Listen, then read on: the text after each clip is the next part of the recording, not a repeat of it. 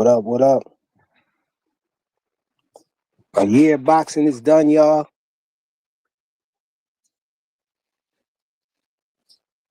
All things was good, bro. Yeah, y'all smash the like button. Smash the like button, y'all. A year of boxing is done. We got a whole new year in front of us. I just wanted to hop on here and talk about what we want to see next, what I want to see next in boxing. Bear with me, y'all. Trying to set my other device up. Hold on.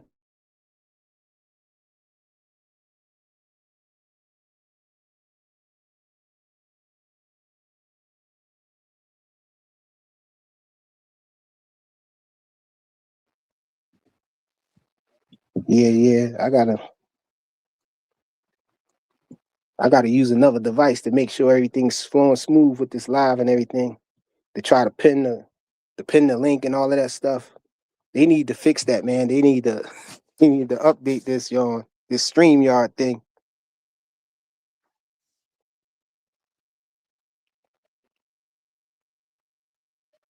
Hold on, y'all.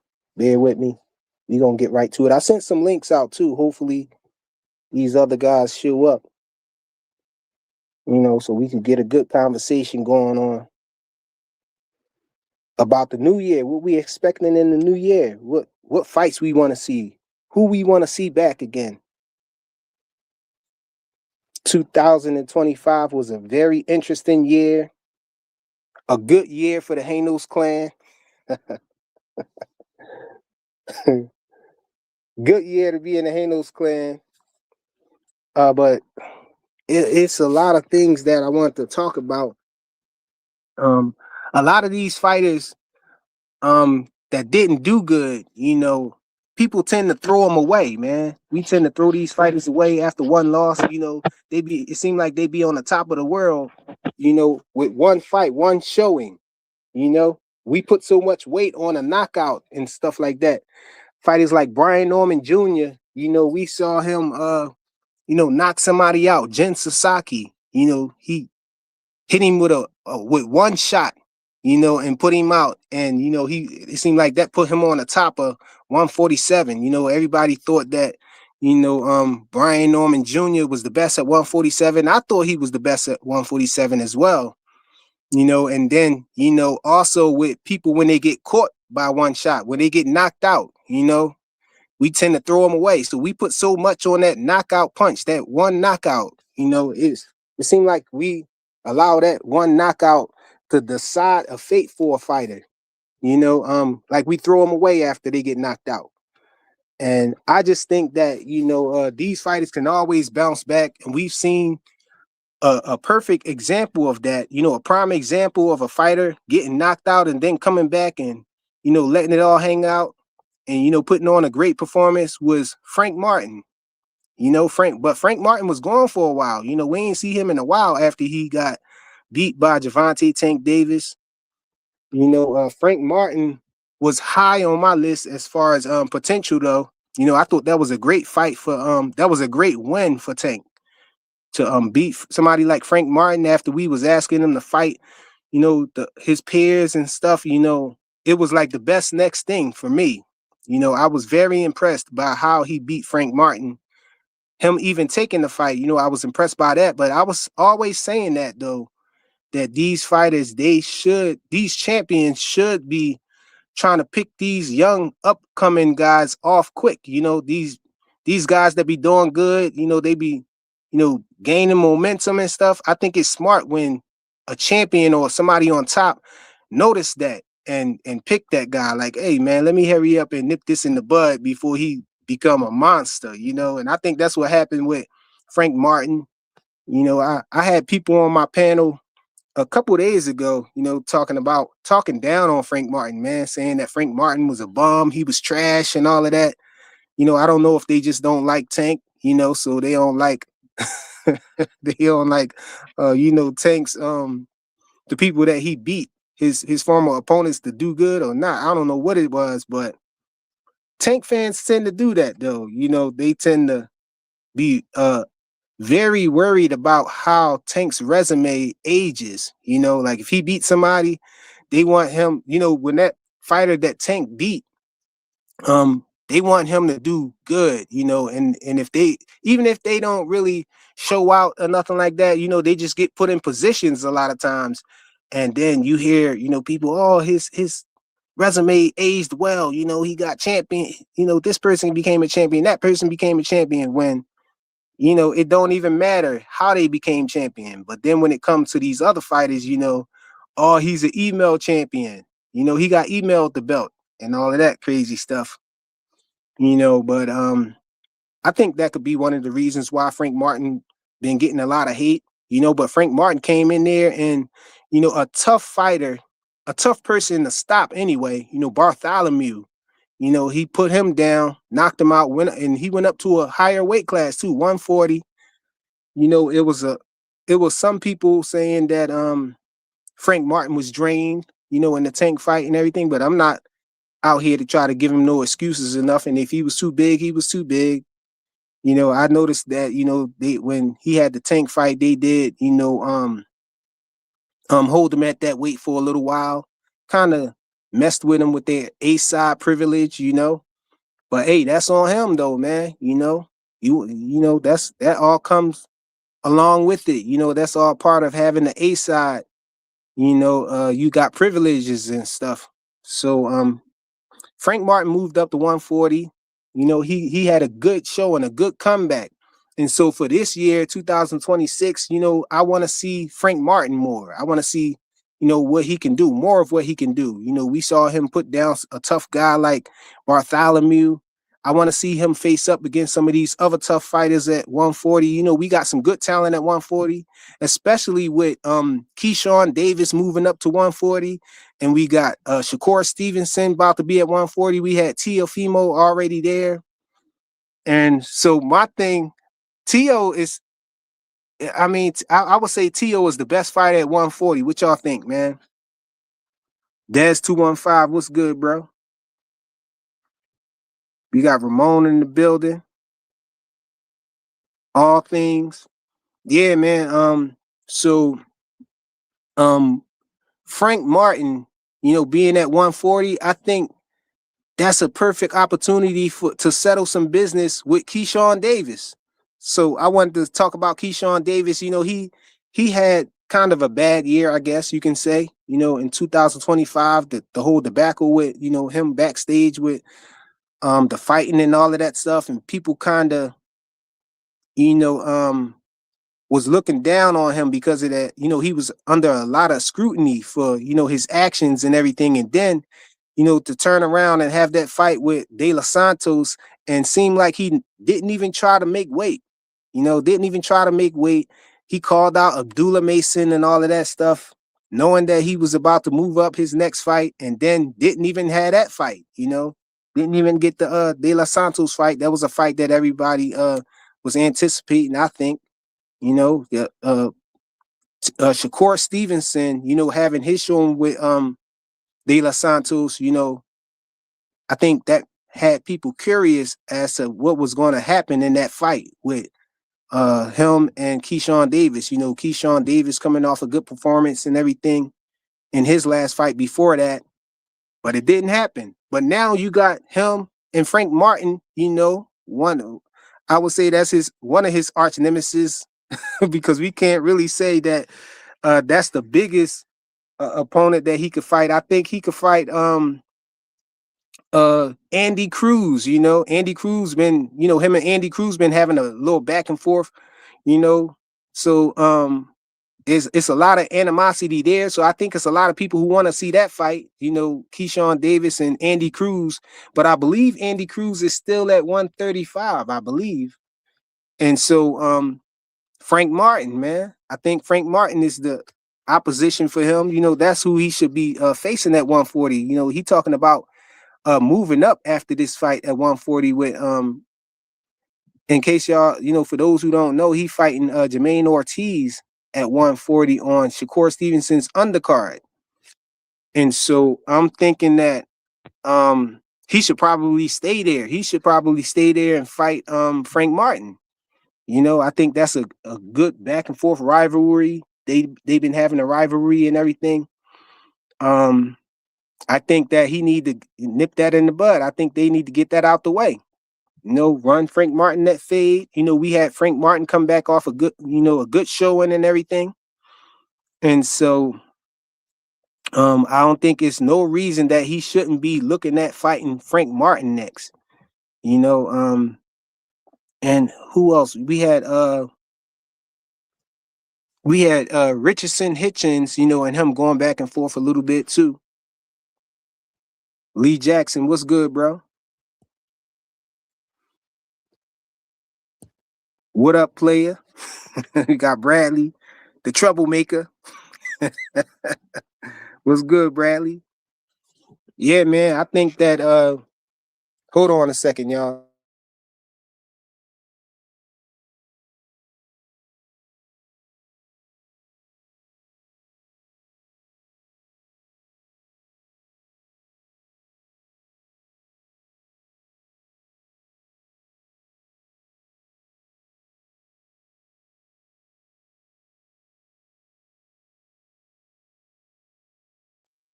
Yeah. We got Ray Yo, Davis building, y'all. I'm making sure I'm good, man. Got to, you know what I mean? Still got to stay fresh with cameras, you know what I mean? Know what I mean? Even though What's I turn my good, bro? camera off up here, got to Hey stay man, fresh. put, hey man, put your Hanos Clan logo up, bro. You know what it is. Hanos What Clan you? in the Ain't building. no clean logo. Come on, man. I'm neutral bio, bro. Okay, you neutral bio right now. I But gotta be yeah, neutral bio, bro. You know what I mean? Who I yeah, so support, who I support in the game should have no factor on my decisions on when I make them, bro. That's all. At the end of the day, oh yeah, that's with everybody. But you know what I you mean? know, we hardcore boxing But fans at the because end it's of the New day, Year's and man. it's a request, you know what I mean? We'll see what we can do. I don't know Yo, which one. man. I don't know which one you want me to put up, but How long you been here? What you think about what I was saying, man? I just got in. I was downstairs doing something. I was working on some stuff. I'm Okay, gonna so put it up now. let me just continue. Yeah, Keyshawn Davis and Richardson Hitchens, they had a little back and forth. You know, they got us all hyped up like we was about to see a fight from them too. Now we got Keyshawn talking about moving up to 147. Man, I think he need, you know, he got a lot of smoke down there at 140, unless he gonna go up there and fight Devin, you know. I don't know if he wanna do that though. That's Key, not. I don't know if you want to do that, bro. He kind of said that, but he was saying he gonna get in the way. You know what I mean? Like he made his comment about Dev, put me, you know what I mean, fight me, blah blah blah. I won't need a rehydration clause, etc. etc. He already mentioned weeks ago. I think after the same day he had that little altercation with Hitchens, he already said that he's looking to go to 147 anyway. You know what I mean? He probably already he's too big for the division as it is, but comes with an activity, man, and working out. You know what I mean? He's just bulking up a little bit. He ain't like he's a big guy anyway. Like he'll make it fine. But to what you're saying, and I think it's really cool and really clear. Let me speak it to the microphone a little bit. Um, which is hilarious, is that he not hilarious, but what he said was he's going up to get a belt, and the only way to get to Devin is if he has a belt, and he's going to get in the way. So if you listen to him, he said he's going up there to fight for a title, and then he's going to fight. You know what I mean? And he said, you know who, which is Devin. So we all know that, unless it's Ryan. I mean, it could be either way. It could be anybody. Maybe it's not Devin. Hey We man, never I know, ain't bro. mad at that at all because you know, people is complaining about 147 not really being a strong division, and you know him moving up there definitely make it a strong, more impressive division. You know, for Devin to conquer. Well, it's But inexperience on his side, so it's going to be the same thing they gave the excuse for Brian Norman. And here's the thing: I don't care what anybody has ranked Brian Norman, what they said about Brian Norman. Brian Norman is still the number 2 fighter at the welterweight division, and I promise you, he probably beats almost everybody in that division. That's not high risk, low reward. That I could think of.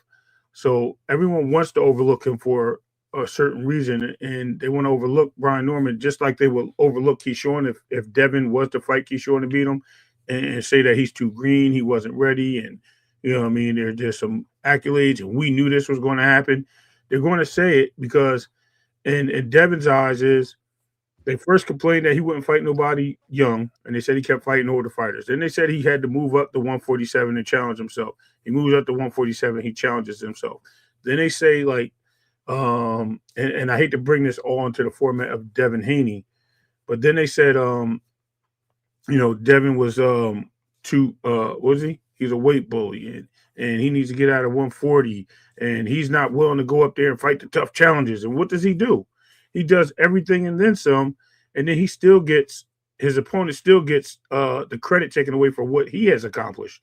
And they take that credit away from him, which takes the credit away from Devin, which is so funny and so ironic. But I don't see that happening with other fighters, especially fighters they support.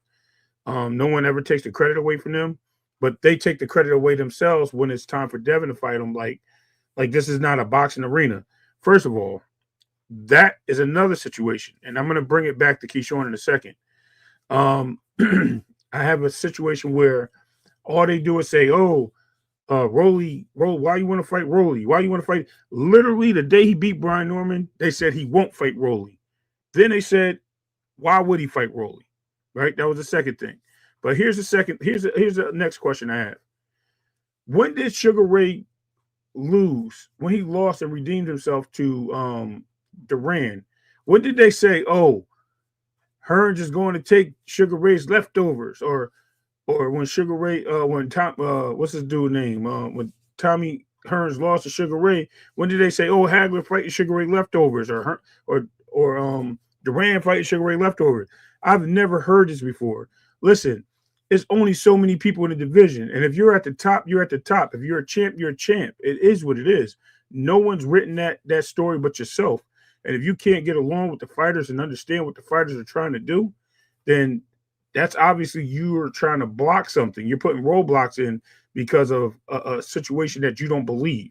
And if you don't believe in that situation, all I can say is give me a better one. Give me a better solution besides telling a guy to go into another division and fight your favorite hero. Because last I checked, when Bud was fighting Canelo and he beat Canelo, y'all tell him to move down to fight Boots. Then you tell Devin to move up and fight Boots. Like, Boots is the answer to all y'all prayers. Bro, what happens if one of these guys go up there and knock him off? Then you're going to say something else? Oh, well, Boots didn't really fight nobody. Y'all can come up with another reason. It has to stop, man. You just got to give the guys credits for what they do. That's all I really want to say. And shout out to Tommy Hill in the building, the Hitman, Tommy the Hitman Hill, to be exact. Yeah, shout out to everybody who, popped up in the chat and everything. But what about Keyshawn, though? What I was saying about... Right? So back to Keyshawn. Keyshawn is looking for identity right now. And I think with his situation that he had in Norfolk, right? He left a bad taste in a lot of people's mouths, paws. He left a bad situation with Top Rank. I don't even know if he's still with Top Rank. Him doing what he has to do to fight a Jermaine Ortiz. Is that true that he got rid of Bomac and all of them? Yes, he has another trainer. And Bomac's not in the picture. Now, that doesn't mean that he's not working with any of those guys. It just means that he moved away from all those guys. As far as I know, they're all still in the same building or whatever. Just Bomac is not dealing with him on a personal level. It could be the same thing. He could have probably had a fallout with Bomac because of the situation. He cost these guys money. When you're a trainer, you get paid based on your fighter fighting. You don't get paid for your fighter just going in there, missing weight and not fighting. You know what I mean? And then you turn around and your fighter has to pay a fine. So any money he maybe collected already, you know what I mean, during the negotiations, he lost because he had to pay that fine. So where really are you getting at the end of the day? You're probably not making much. It's just crazy to think that where's he at and who's he with, this and that, and going forward. The guy said he changed his whole team, and we shouldn't even be asked those questions. We just look forward to what's coming next. I think Keyshawn. I feel like Keyshawn got too much scrutiny. He was under too much scrutiny. Last year, he was under scrutiny, rightfully so. Now, if you're talking about prior to that, that's different. But rightfully so, he was. I mean, you just criticized the guy you fought before De Los Santos. You were scheduled to fight De Los Santos. You just criticized the other guy about missing weight and coming in there and being who he was. And Lemos, right? So now you go out there and you do the same exact thing, and then you get into a fight in a locker room or an altercation. Let's not call it a fight. According to Albright, it was a fight or some punches thrown, but no other people said otherwise. You get into that altercation, and now it looks bad because the way everything pans out and videos don't lie, even though they don't tell the whole story, they don't lie. So the scrutiny was there. I mean, you can't take that away. You know what I mean? We've seen things on video. We've seen things a lot of fighters have done. Flyer. Think about when Devin swung and missed at the freaking amusement park guy, right? It's on video. We seen it. Doesn't matter. He deserved the scrutiny for that. Yeah. So What's up? Keyshawn, the scrutiny was there. What's up, Rick? But yeah, as far as Keyshawn moving up, man, I'm gonna just keep it short and simple. I'm gonna land the plane so Rich can knock it out the park. Yeah, man, if he moves up, he moves up. I just think there is a lot of 140 that he could take care of and grow accustomed to, which he also spoke on this. You know what I mean? But I think him getting out of the way, because in that same conversation, he said, yeah, there's a lot of people 140. He said, but I think we all need to go to the glamour division. If he goes up there, he goes up there. He's got to start he's going to start closer to the bottom of the middle of that field. If he gets an opportunity to get something at the top, championship fight, or you know what I mean, some accolades to fight somebody in the top 3 or 4 positions, good for him. But I think it will be a wake-up call, because a lot of those guys, man, up in that division, that 147-pound division is a lot of heavy hitters than 135, man. It's a big difference up there. So we'll have to wait and see how this all plays out, man. I don't want to be too much speculative. Man, 140, it's a lot of people at 140 too. But go ahead, Rich. No, I just want to say, man, Ray Davis, man, said it perfectly, man, with all that boots thing and going up and down with Devin and all that stuff, man. You said it perfectly, man. Because I watch people. You even got it to the point where they get mad at the girl Clarissa Shields now. They telling her, man, that she's ducking a person that's like 10 pounds lower than her. How Shadaysha Green? But you don't hear them. You would hear, if it was a Devin Haney situation, they'd be like, man, he need to get back with Ryan. They don't tell the girl Shadaysha Green they go and fight. What's the girl that she lost to? Franchise Cruz? Yeah. All they scream out is she ducking just because a girl went on their favorite fighter. You know what I'm saying?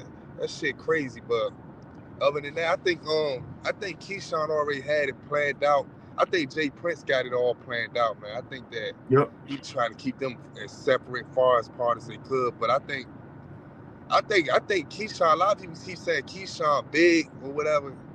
He look like a small, bony ass nigga, man.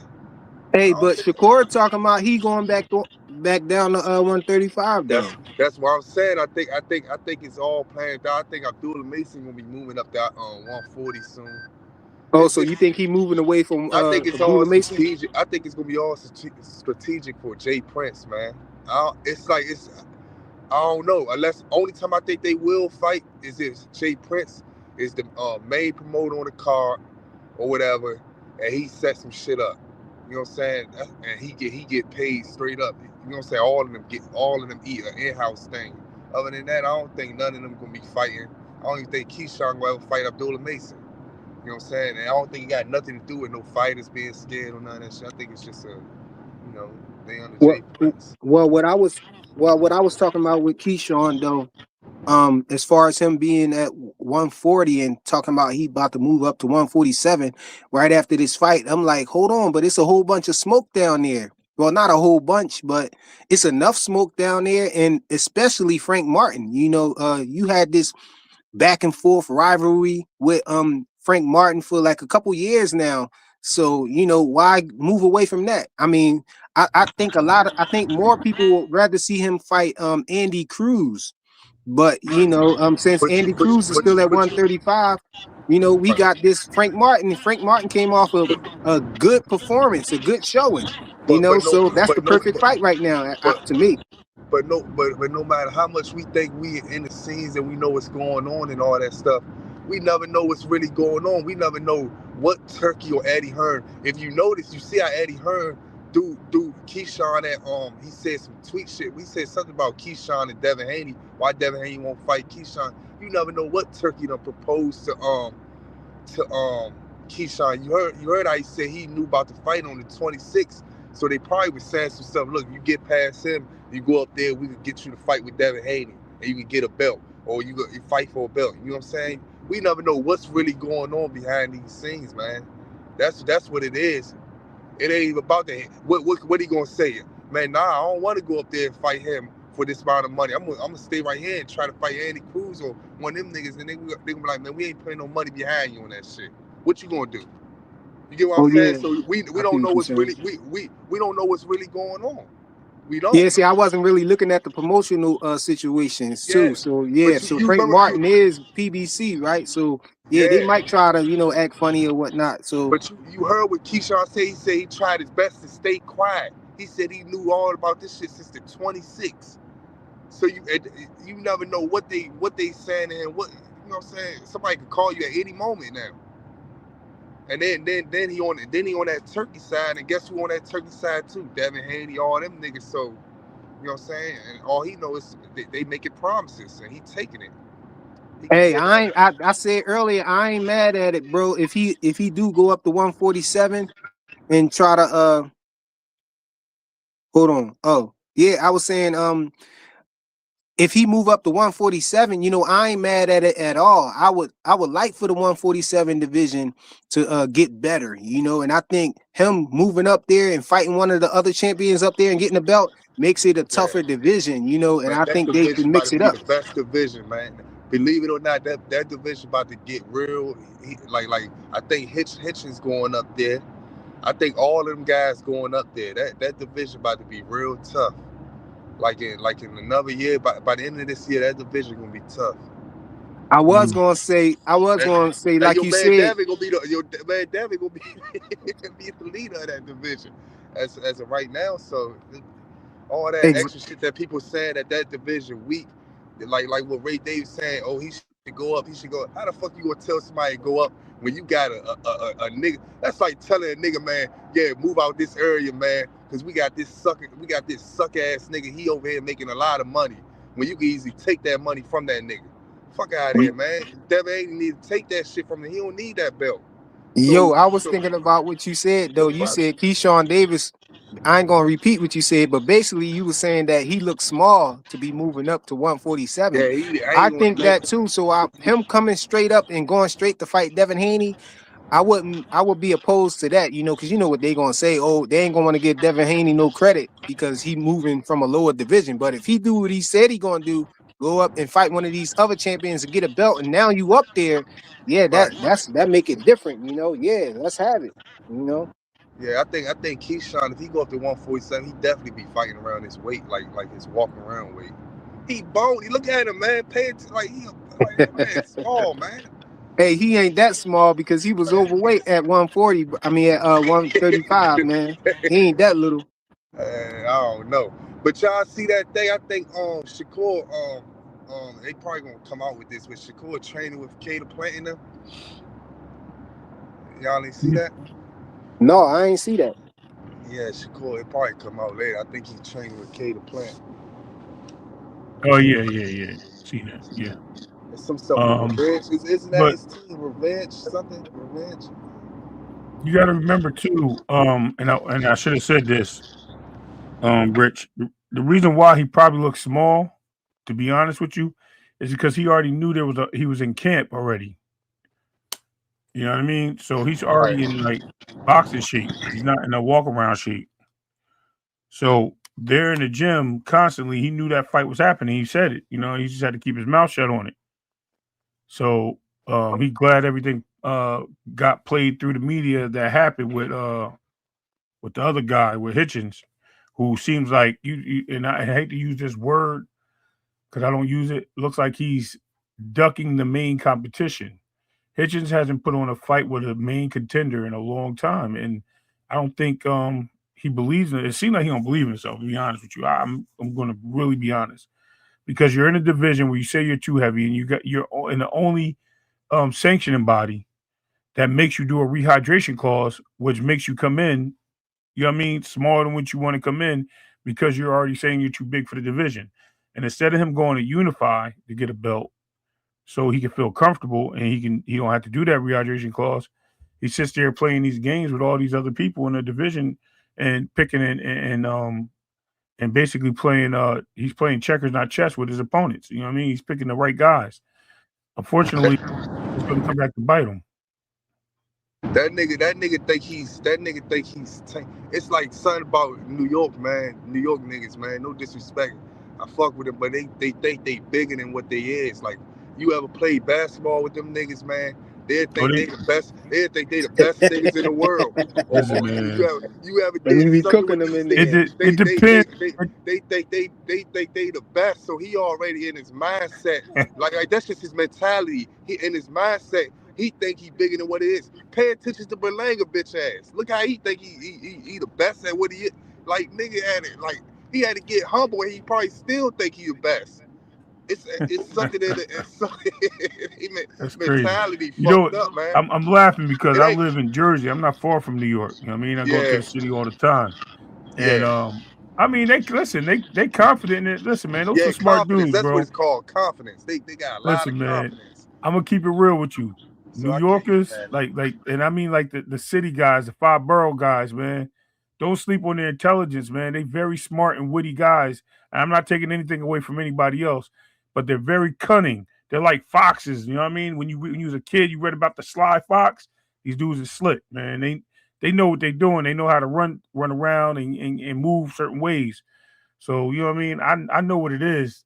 You know what I mean? Being around these dudes. But at the end of the day, man, as far as him being from Brooklyn and saying the things he's saying, I really don't think that's the cause, man. Because Hey, I look, don't even think Hitchens, like somebody said something about the fight coming up. Like, Tio's not really from New York. Forgot what show I was watching. And Hey, my bad, Dave Father. I just been around, and I know how them niggas is, man. They you could beat the shit out of them at basketball. They still think they the best people in the world, Dave man. from the hey city. man, that's what's it. up. Hey, Philly dudes is like that too, though, man. Oh yeah, You know what I'm saying? I've been in, I've been in New York a lot. I used to be in New York. I used to be in Harlem a lot. I used to be, in Manhattan, all around that area and everything. But as far as Richardson Hitchens, I don't think that's what it is, man. Yeah, Because it's all not. of the fighters got egos. What I think it is, I really question his heart, man. I think, I think that's more so what it is. He really don't believe in himself all the way. If he get in front of a camera, he'll talk back and forth and everything, and he'll try to talk, you know what I'm saying? But I think deep inside, man, he questioned himself, man, because with the whole thing with Matias, man, down there at 140, he was acting like he was scared of that bull, man. He really act like he was scared of Matias, and because people was saying Matias was the boogeyman of that division, I always thought that somebody like Richardson Hitchens can beat him. I always thought like as soon as he get in front of a pure boxer, he gonna have problems. He gonna have troubles. And Richardson Hitchens seemed like he didn't believe in himself. He was worried about the rehydration clause. And the reason why I don't think that it's the rehydration clause is because he was willing to fight other people without, with the rehydration clause, but not Matias. So that lets you know that the main issue was Matias, and not the rehydration clause, because he was willing to fight other people with that same rehydration clause. But he said, no, I wouldn't fight a fighter like him because I know he ain't going to stop and all of that. To sum up basically what he was saying that. But that mean, you scared of that man. If you ask me, that mean you think you can't beat him. Like you supposed to be his equal or better. What you saying? You gonna gas out before he do? You come on, man. I think that it's his confidence, man. And I think because of that, I think he had never beat somebody who really, got that dog. You know what I'm saying? I don't think he'll beat like a Devin Haney. I think if I want to see him in some adversity, that's what I want to see. How he handled adversity.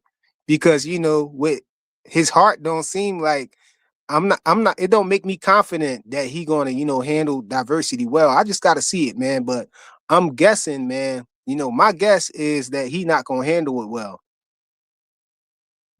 But one to go to 147 though, back to 147, you know, Keyshawn talking about he coming up to 147. A lot of people seem like they counting Brian Norman Jr. out, man. That's who I want to see, you know, probably the most this year. I want to see what's going to happen. I'm curious what he gonna do up there because he definitely ain't no bum, bro. Everybody trying to act, they trying to call him a bum, trying to act like he a nobody, he trash now just because Devin beat him, and Devin he got a lot of haters out here, and you know the opponents that Devin face and beat, you know, people tend to try to say that they trash. You know, they want to. People do the same thing to tank, you know, opponents and stuff like that. But the difference is before Devin fight him, y'all try to say that, you know, they gonna knock Devin out or they gonna stop him. But then soon as Devin beat him, now they trash. They was washed up, you know. And when he had this Brian Norman Jr. fight, I was saying, you know, all of these things that they try to throw out, you know, they try to throw out there, it's not gonna be the issue because the first thing that they always say, oh, he fighting older fighters. Brian Norman Jr. is younger. You know, they be saying, oh, he fight fighters that's smaller than him. Brian Norman Jr. was going to be the first fighter who had the reach advantage over him. And, you know, a true 147 division fighter, you know, somebody that's already acclimated to the division, you know, his power and all of that stuff. It was so many things that goes against what they were saying about his previous opponents to where it was so many people just saying, oh, Devin ain't want this fight. You know, Bill tried to pull out. You know, Devin gonna get stopped. He gonna get knocked out.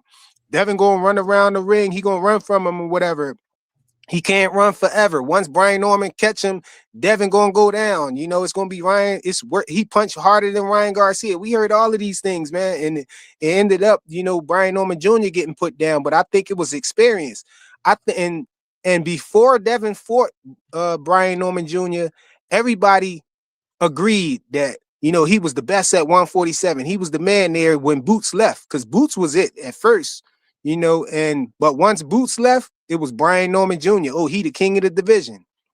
Now, you know, it's a weak division. They are, you know, Brian Norman Jr. is trash. But no, I think Brian Norman Jr. probably knock all of them other dudes out.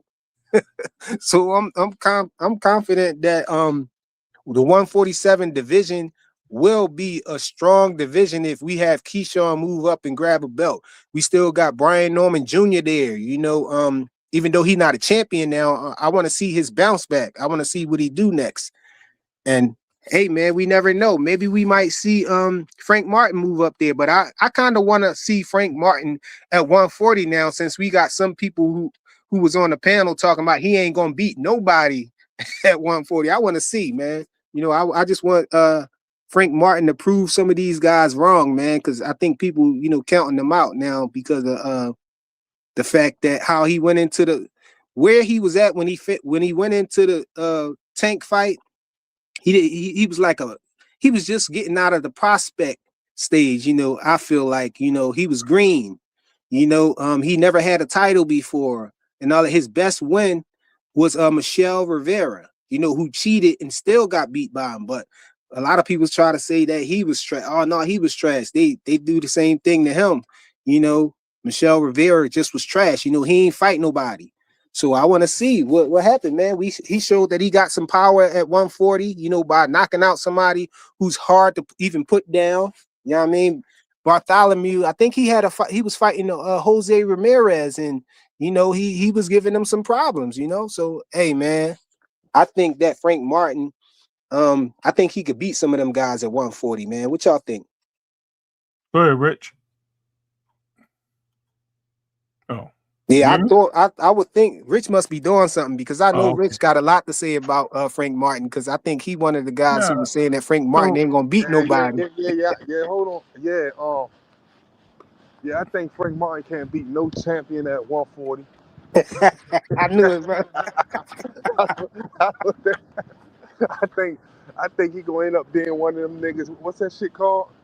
When the prospect come up and beat him. Yeah, like a nigga like Abdullah Mason. Journeyman? Yeah. Nah, he ain't gonna be all that. I ain't gonna put him on I'm saying, is that what you saying, or you just joke? I know you joking. I'm saying he gonna be one of them niggas like when Devin Haney beat him, and then other niggas try to get credit after Devin Haney, and he's like, oh, I beat him, and get some respect for beating him, even though that nigga ain't like Kambosos. Yeah, he'll be something like that, but he not Cambosis, but he'll be somebody. He'll be like a Tevin Farmer. Like you would get Be a respect from gatekeeper him. then. Yeah. You'd be something like that. That's why I think of Frank Martin. I think he's gonna eventually be there. I think they're gonna have fun with him eventually. Mm. All them Well, up and coming fighters, man. That's why. okay. I mean, I think where there's smoke, there's fire, right? I mean, there's a lot of uncharted territory for Frank Martin. We have to remember that Frank Martin was held 3 hours.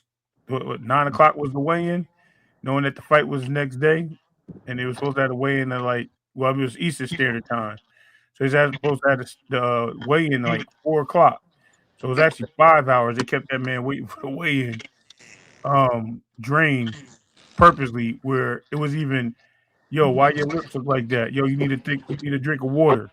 You know what I'm saying? Like there was A-side mind privilege, bro. I'm just saying, yeah, I get it. A-side privilege. You're absolutely right. But I'm saying with that being done to him, I mean the plan was in. The plan was to make him hold that weight, make him all, and then the lights was too big for him. So there was no different situation than what it was for Brian Norman in the fight with Devin. Like the lights was just too big for Frank Martin. I think now that he's been exposed to it and experienced it, being in that limelight and getting a taste of what it is to be at that level, I bet you he'll never take a rehydration clause and he'll never wait for a weigh-in again. I promise you that. That was diabolical. Wait, it wasn't no rehydration clause on him with Tank. Yeah, either. it was. Yes, it was. Go read it. You can Google it. I don't know, bro. I think they was going to implement a rehydration clause, but they decided not to at the last minute, so it wasn't no rehydration clause on them. Go read Boxing News. There was a rehydration clause on that fight. It wasn't like strenuous like the Ryan one was, but I think it was like he can't get over. So what was the limit? 154 or something like that, or 150 or something like that. He wasn't able to go to 150. It was crazy. Wait on Frank Martin fight? Yeah. Ray saying it was a rehydration clause. I don't know. Take that with a grain of salt, bro, because I don't know. I remember reading that they had a rehydration clause was supposed to be implemented by the WBA, but the WBA, they decided that they wasn't going to implement that rehydration clause, and so they got the fight without it. But if Ray saying that, I don't know. I guess you got to show the proof. But I know I definitely read, somewhere that the WBA had one in place, but then they decided not to implement it because it was last minute or something like that, and so they fought without a rehydration clause. Now, what he said about them making them hold his weight, that long time, I know that's true. You're right. They did renege on that. Okay, you're right, and I'm glad you said that. So it changed. What they did was it was a 12-pound rehydration clause. This is what happens. And it was later revealed that they changed it to a 10-pound rehydration clause. But then I don't know if they canceled the whole thing. That's what I'm seeing here. I don't know, man. It's too many stories to really trust what's going on. But I'm going to say you're right because the first thing I got was that they moved it completely. There was no official rehydration clause for the bout. I'm going to go with what you just said. But there's also another take here that said there was a 10-pound rule that came in after the 12-pound was revealed. But we can talk about it. And if that's true, man, then that's bizarre. Yeah, I don't think it is, but let me get this super chat. Shout out to Big Dog Willie. You know what I'm saying, with the $5 super chat. He said Tankamaniac crazy. He said Tankamaniac said Tank punch harder than Julian Jackson. Dang, they said that? Nah. You know, I'm not sure. Hold on, he said I'm not sure if that's true, but what does the panel think? Who do you think punch harder? Shout out to Big Dog Willie. Straight cash. Last me and my family for the rest of our lives. I'm rich, Hey, I'll be the first one to say that. Hell no, bro. Julian punch harder than Julian Jackson. What y'all think, bro? Hold on, I'm about to share my screen with you. You're gonna have to read this real quick. First, give me what about this super chat right here? Big I Dog ain't Billy getting. said I don't want he to talk punch about harder than Tank, Julius bro. Jackson. Rich, I really that's don't want to talk about. diabolical, That bro. nigga Big Dog Willie crazy, man. Yo, I try to. I try to stay out of the mix, bro. Hold on. Let me share this So with hey, you. y'all got my answer. Hell no, he don't hit harder than Julian No, Jackson. listen. I don't know how hard he hit. I'll be honest with you. I'm not gonna say he does or he doesn't. I promise you that. But hold on. Let me go ahead, pull this up real quick, and you can read it for yourself. This is now this is more boxing, more problems. I don't know what the thoughts are, but this is from a Twitter that was confirmed. I don't know. Y'all can check it out yourselves. I don't know, but apparently it was indeed a mandated 12 pounds. So, I was trying to look for a date on here because there's no dates to tell. Oh, May 16th. Says it right there. That's the day after the fight. So, yep. I don't know. It either is or it isn't. And if you look here, it says overtime boxing said that reportedly they have a rehydration clause, and it says take it smart, he'll cripple you before the fight. Hey, So read it then, right? I which was about one? to read it. What you Oh said. no, Read no, on. no. I was reading the side too. If you read the stuff on the No, side, read the main thing. It say it says all right. It from says more. WBA president. I don't think you can say his last name. I think you got a problem with that, but we'll say it anyway. WBA president Gilberto Mendoza has confirmed they are indeed mandating a 12-pound rehydration clause for Gervonta Davis versus Frank Martin on June 15th. A first for the WBA, blah blah blah. Just got his eyes, whatever. Well, yeah, Chat GPT say that they had that in place, but then they decided not Yeah, to implement I it. seen So that too. That's why I said it depends on the date, right? So the date was June 15th. So we would have to go to that date and see what's closer.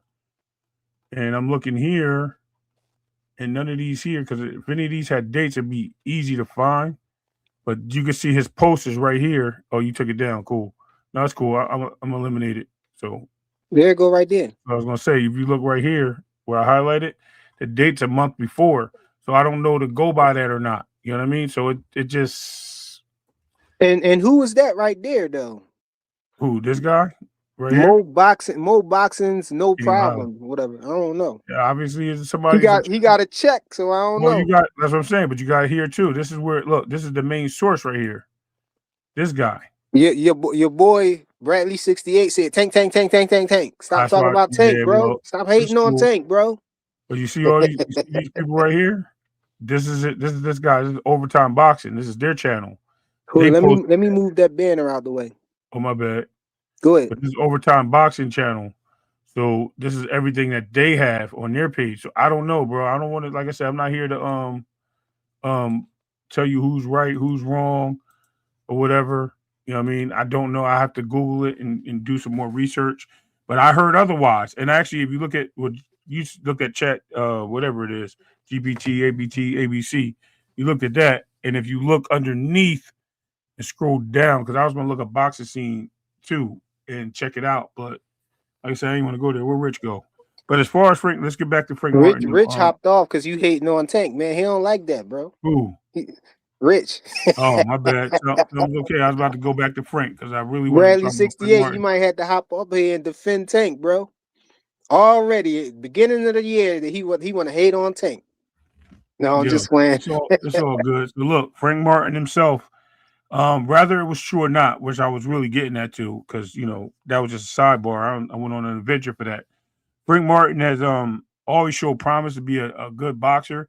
And I think with Buddy McGirt, he's gotten to his bag. I think he's able to show his athletic skills. I think he's a better fighter than what he was under Derek James, who was more defensive and more straightforward, flat-footed, punch for punch type fighter. I think he has changed and gotten to his elements. I think he's where he needs to be as a boxer and where he wants to be. He would be dangerous for pretty much anybody there at 140. And he can move to 147 as well. If you remember, our boy Frank Martin has said that he's may move to 154 when he ends his career. Man, I don't care about none of these things that they say. And you can say whatever you want. At least show a non-AI picture of yourself before you start talking crazy. But I'm not going to get disrespectful to you, Queen. I'm just saying you're saying something I'm saying out here, and you always want somebody to leave, but you're defending a guy who's irrelevant in boxing right now. So it is what it is. But I ain't talking about him. You just don't know what you're talking about. Hey man, we ain't gonna be disrespecting no queens or nothing up here, man. She said, Ray Davis, you famous for talking ish about Tank, and then you want to backpedal. Get the out of here. Yeah, exactly. Backpedal which way? Shout out to Arena, man. She ain't gonna let you talk about Tank, bro. What's cracking with you guys? Know her. What's cracking with you guys? You don't know me. So what are you talking about? Yeah, I'm just messing with you, man. Go ahead. I know. Big Dog I'm just Willie, saying, what she you got? tripping. Big Dog Willie, what you got? Listen, this is what's wrong with the space. Time out real quick. No, bro, no, don't do it, bro. Don't do it. Let me just level this off. There's no disrespect to her. It's the space I'm talking about. They get so caught up in their emotions and feelings, they want to attack you for having an opinion. It's just an opinion, young lady. It's cool. Take it light, bro. I'm just telling you the things that happen. Ray Davis. Big Dog Willie, go ahead. Ray Davis. Ray Davis. Go ahead. Just Ray Davis. You have to mellow. You have to mellow out. You have to attack Tank fans in a certain way. I didn't want to listen. Hey, Tank the man, stop it, y'all. In 2026, I want to take my foot off the pedal on Tank. Tank a maniacs. I literally was talking about Frank Martin, but I'm just saying. No, but it doesn't matter. You have to take the pedal off on Frank and take a maniacs. Because they had in 2025. I realized they had a rough year. They had a really bad year last year, and so. No, the hair grease, the fake the knee, and the fake Jake Paul fight hurt them a lot. Then he got kicked out of the fight, bro. It hurt them. But the thing about it is, Rich. Hold on, Rich. Big Dog Willie next, but look, Rich. But look, you can't. Y'all know you can't talk about Tank. You can't talk about his opponents either, bro. Chill out. So what I'm trying to say, hold on, Rich, hold on. What I'm trying to say is, you know what? They've been trying to make excuses, saying that Tank would punch harder than Julian Jackson and AJ, and he would beat up Jake Paul worse. Just let them have their 2025 was a bad year for them. Just let them have it. It hurts. It hurts. But this is the thing though, real quick, right? This is the thing. I respect her for saying something like that because she might got really feelings for him. She might be someone that really likes. No, we're not talking about my queen. Let me just say something. She might really. We're not talking about her. We're not talking about her. We're talking about the whole. Wait. These niggas is the ones that be saying. We're not talking about Rich. We're not talking about her. The niggas. We're not talking about. I respect her. No, we're not talking about anybody. Rich. We're not talking about. We're not talking about ultimately all the fans. I got you. You're talking about everything. I got you. Go for it. You turned to Megatron for a second. Yeah, I think we lost him. We losing you, Big Dog Willie. You gotta get out the tunnel. Yeah, Ray Davis. It be the niggas talking like her. That's what throw me off. Listen, and that's why I said I respect what she's saying. I'm not mad at her for doing that, but the niggas though. Situation like, why are you calling me out for? You know what I mean? I'm come on, bro. Don't take it light, bro. Let's get off it. But, I know. Big Dog Willie. Oh, there you go. It's not that crucial. But that's exactly what you're saying. Exactly what you're saying is what I'm like. I don't want to be attacked for something having my opinion. That's crazy. When you guys have your opinion all day on everybody but Tank. And it's cool. I don't say nothing to y'all. I don't criticize y'all. I'm not mad at y'all for having your opinions and what y'all say about other people.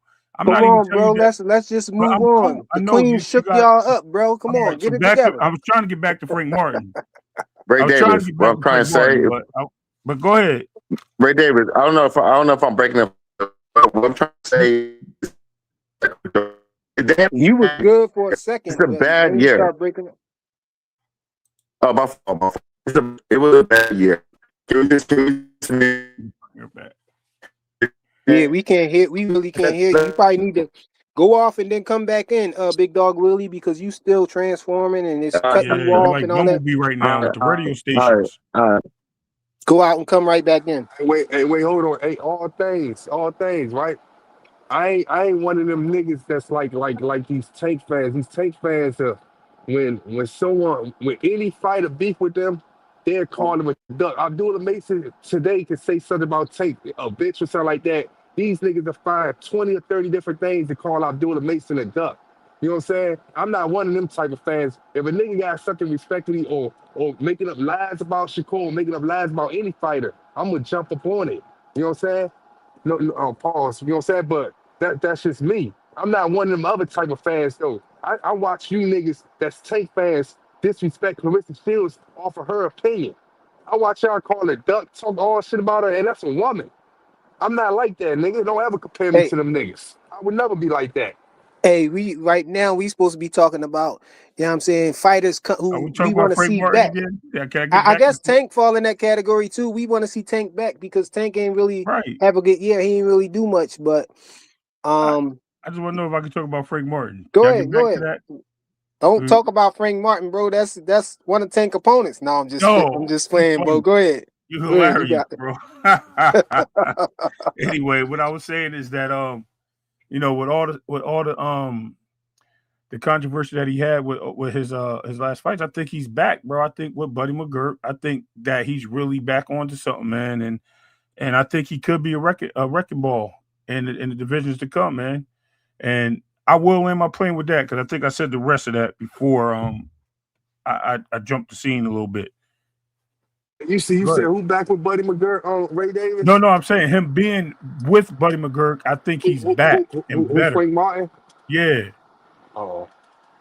Was Yeah, it I Buddy don't care McGirt? about who Was he it Buddy fought and McGirt who and he say lost to. was it Buddy not trying to throw Shakur in this? Wasn't Buddy McGirt saying nobody could beat Shakur at any weight?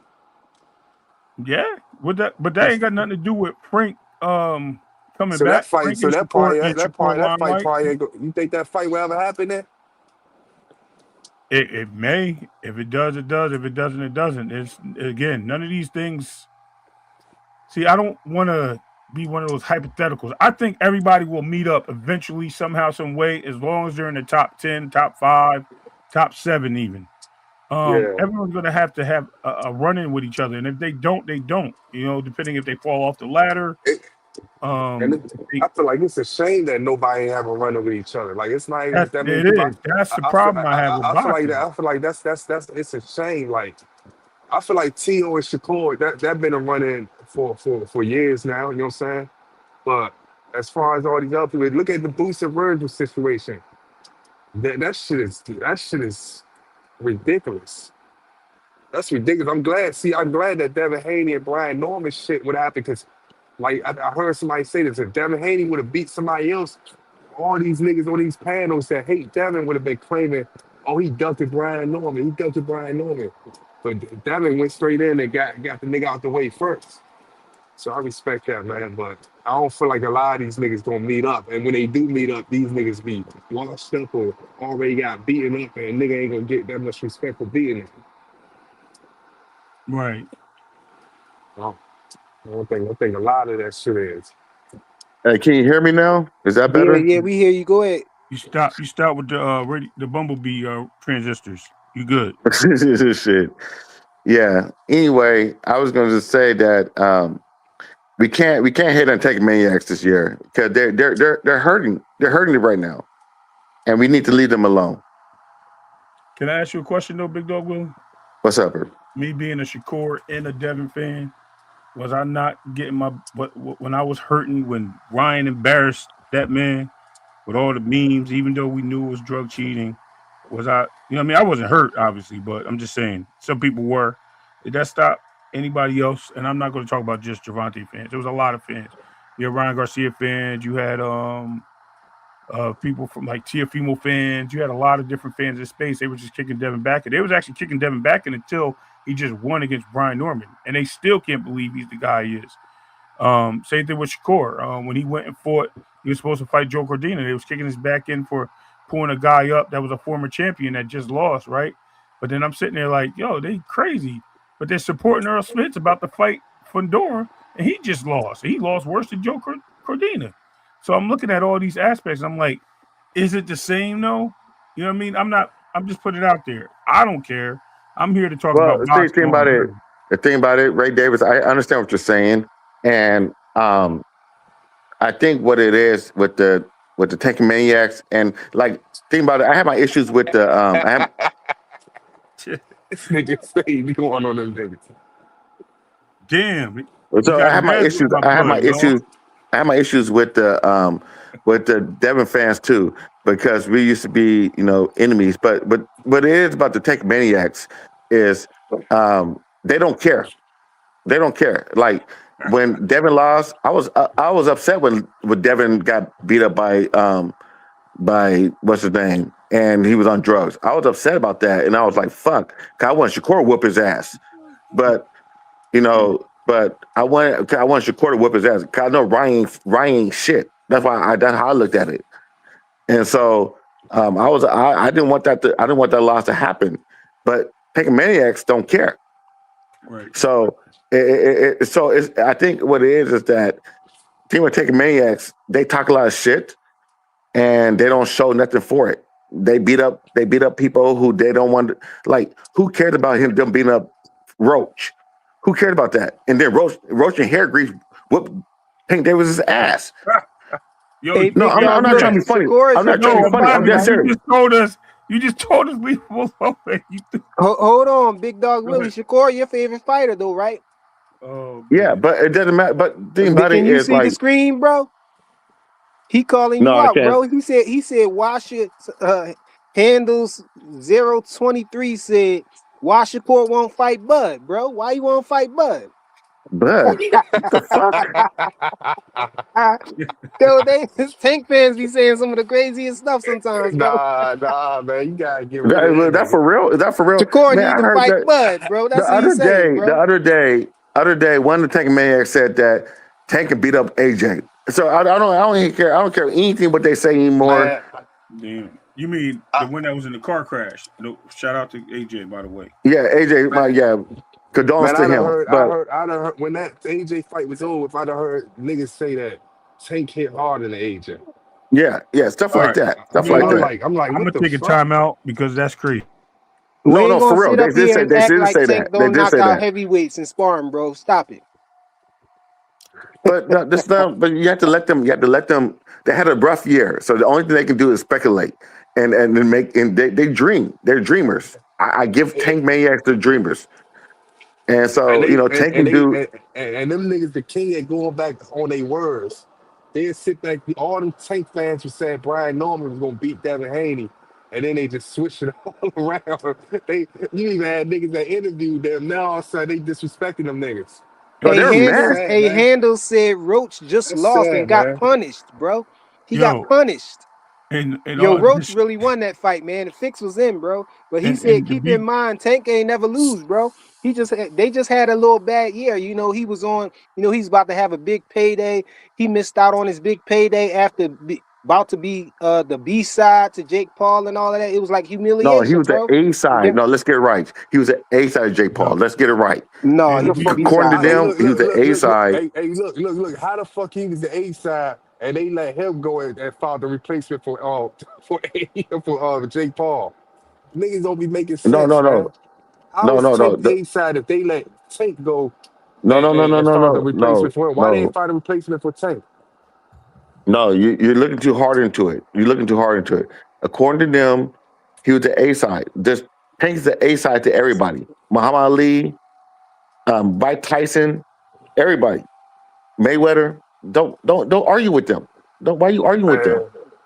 Man, Hey, Big Dog Willie, Muhammad Ali Keisha would have said, said something disrespectful about Tank. They would have brought up so many shit on Muhammad Ali. hey, All them man, y'all niggas, need to man. That's address sad. this. Keisha said, tell Shakur to Sad. stop ducking Oshaki Foster and Raymond Mortala. Big Dog Willie, Yeah, she called you out, Big Dog. yeah. I know. I'm sorry. I'm sorry. Tank is the Tell greatest Shakur to dude on stop planet ducking them Earth. guys. Tank is How could you duck Tank is the somebody and greatest then midget on fight? planet Earth. Wait. How could you duck somebody that's 5 pounds lower than you, and then you fighting somebody that's 5 pounds higher than you, that's arguably No, better no, than no, him, no, no, no, no, no, hold no, on, and no, then no, no. real quick. arguably better than Rich. Oshaki? Can I You're jump in Fuck thinking, real could he be quick? ducking? It don't Rich. even make You're Can I sense. thinking, jump in real Rich. quick? Rich, you're thinking too Yeah, hard. You're thinking too hard. Let me You're jump making in too real much quick. I sense. just want to say You're making this. too much sense, Rich. When it was at yeah. top rank, when Shakur was at top rank, he wanted to fight with Raymond Mortala. Bob refused to let that happen, so he did call him out. Another thing I would say is I don't think it's Raymond Mortala that called out Shakur. I've never heard him call out Shakur. If he did, maybe. But I know Tito Mercado did. That may be the confusion, but we have to make sure we get the right names when we say these Ray things. Davis, you're Keisha thinking called you too out, Big hard. Dog You're thinking Willie too hard. again. She said Big Dog Willie stupid. How Tank was the A side to Jake Paul. And she a Tank fan, bro. She telling you, bro. Come on, man. Nah, No. this how dumb Tank fans is. They don't even See, understand think about it. sarcasm. Think about They it. don't even She understand honestly don't sarcasm. understand. She only understand she only don't understand sarcasm. She only don't understand sarcasm. But it's funny. It's funny. But it is what it is. It is what it is.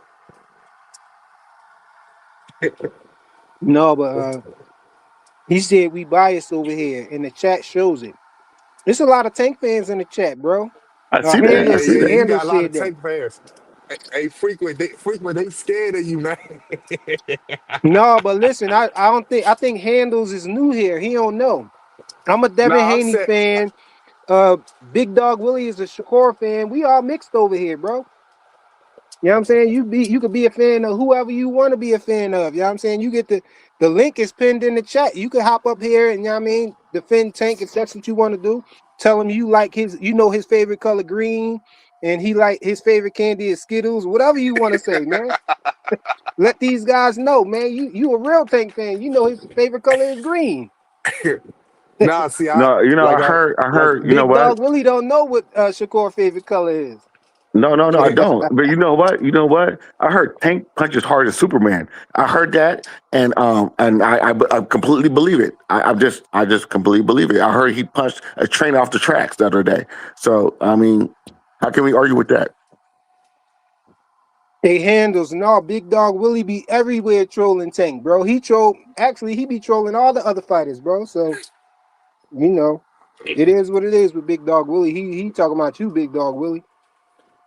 Oh, that's fine. That's fine. But back to Brian Norman Jr., man. I think Brian Norman Jr. is a problem up there at 147, man. I still think even in a loss, I think he's still number 2 at 147, yo. I'm not gonna get Rolly and Barrios and the dude Crocker or whatever. I'm not gonna get him credit for somebody else's work, for Devin Haney work. They ain't beat him. I don't think Norman Jr. will knock out. Norman Jr. will knock out Rolly in a heartbeat. I think he'll knock out Barrios too. I don't know about Barrios, because Barrios can actually box, but Rolly will get knocked out. Like it takes a boxer like to beat Norman, but Rolly can't box, so he'll knock out Rolly. Power to power, left hook to left hook, right hook to right hook. It's going to happen. But Ray, we got Bradley up here, bro. Bradley, what's good, bro? You on? Oh, his jaw messed up. He ain't. I don't know. I'm kind of suspicious. he might block. He might have to be blinded, so somebody take him off. But yeah, what's good? Go ahead, continue, bro. Yeah. No, I think what it is like Rolly can box with any boxer, and I think but Ryan's a slugger, so I think that's why he beat him. So I don't think Rolly can fight any boxer at all. I think I disagree a little bit with that. Bradley, that's you, bro. You don't be poking our eyes out, bro. This woman, Keisha, she's really upset. They get upset with me. Whoa. Hey, you told me not to. 2026, bro. Don't fight. Okay, my fault. Yeah. You gotta follow your words, bro. I'm just preaching. Okay, my fault. I won't. I apologize to the queen. I was like, you right. And you know what I mean? I wasn't getting emotional. I was just trying to explain something, but you're right. You know what? I can't be a hypocrite. I won't be a hypocrite. I do respect the queen. I do. Ray Davis, I'm sorry. I won't be a hypocrite on talking about the females. No, my fault. My brother. They're always right. They're always right. What y'all got to say about Brian Norman Jr.? Because, I feel like people try to throw him away, man. And I think he's definitely a force still up there at 147. He's still hey, listen, I just told you, man, I don't watch these channels sit there and say Brian Norman Jr. was going to win.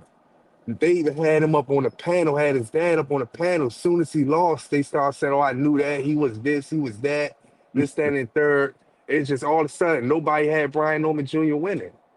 And that's when I You know realized what? shit is You know fucked up. who? You know who they were? They were Shit is taking really fucked maniacs up. that were saying that. Like, shit is really fucked Rich, up. they were taking maniacs that were saying that. Rich, Yeah, they were it's taking sad. maniacs who were saying that. So they were taking maniacs. So just let them have their glory. They had a bad year. Just let them have the glory. Okay. Yeah, Word. man. Yeah, I think that you know, people saying that the 147-pound division is a weak division. Taking You maniacs. know, That's taking maniac. yeah, and Devin haters, right? They might be No, one and the just no. same, but I don't know. It might be Devin. No, like 9% of Devin haters are taking maniacs. For real. They're taking maniacs. For real. They are. Yeah, but Brian Norman Jr., man, I think Senior stood on business. You know what I'm saying? Right immediately after the fight, he was still standing 10 toes down. But then, you know, after that, I don't know. I did start hearing him coming with excuses and all of that. You know, then he just straight disappeared. But you know, I want to be the first person to say, man, you know, Brian Norman Jr. don't got nothing to hold his head down about, man. You know, he just got in there with a more experienced fighter. He couldn't catch up to Devin Haney, you know what I'm saying, with the footwork. I think he came in with the wrong game plan, and the coaching wasn't good. I think they just went in there with the plan that with the idea that they was just going to run Devin Haney over, and that Taking Devin maniacs. Haney couldn't punch and all of that stuff. You know, and they didn't take into consideration that Devin was moving up to a newer division. He might be a little stronger. You know, his punches might have a little more pop. You know, when he first No. moved up to 140 in Fort Regis, it seemed like he had a little more pop. But, you know, Devin being young and his body still growing, you know, I think that's why he outgrew that 140 division real fast. As soon as he got there, I feel like he was too big for the division. His very next fight. Freaking flyer. It's just, no, to be honest with you, he's just a better fighter. He's a better boxer. He's a better fighter. It doesn't matter how strong you are. When you get punches connected to you consistently, he's going to knock you down. And he's just a better fighter. But people like taking maniacs think power is everything. If you can't connect, you're not going to win.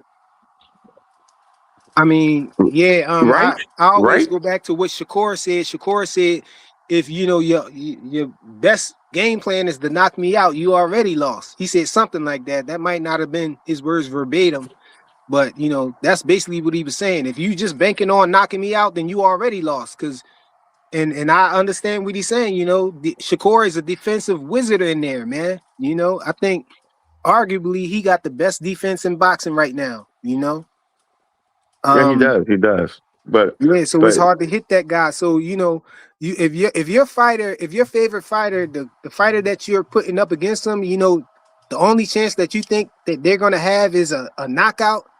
I think that you know you might be in for a long night if they actually fight, because you know Shakur I don't see Shakur just getting knocked out. Now we have seen him touch and stuff like that. You know, we saw with Valdez, you know, we ain't even see that actually. We ain't know what we saw. Shakur had to come back later and tell us that, you know, when he got hit with that body shot, it hurt him, but he bluffed it. You know, he said, you know, some things about that body shot and everything. And then when we saw him with Zepeda, we saw him get hit and, you know, knocked against the ropes and all of that. You know, it's some controversy and that was a over if he mistake. fell or And that not. was a mistake that he made. That was a mistake that Yeah, he made. well, I wouldn't say it was a mistake, but Shakur was trying to prove a point. Shakur fought a certain way, you know, to try to prove a point to people, and I think that's what caused him to be in that situation where he was able to get That's why I said caught like mistake. that. That's why I said mistake.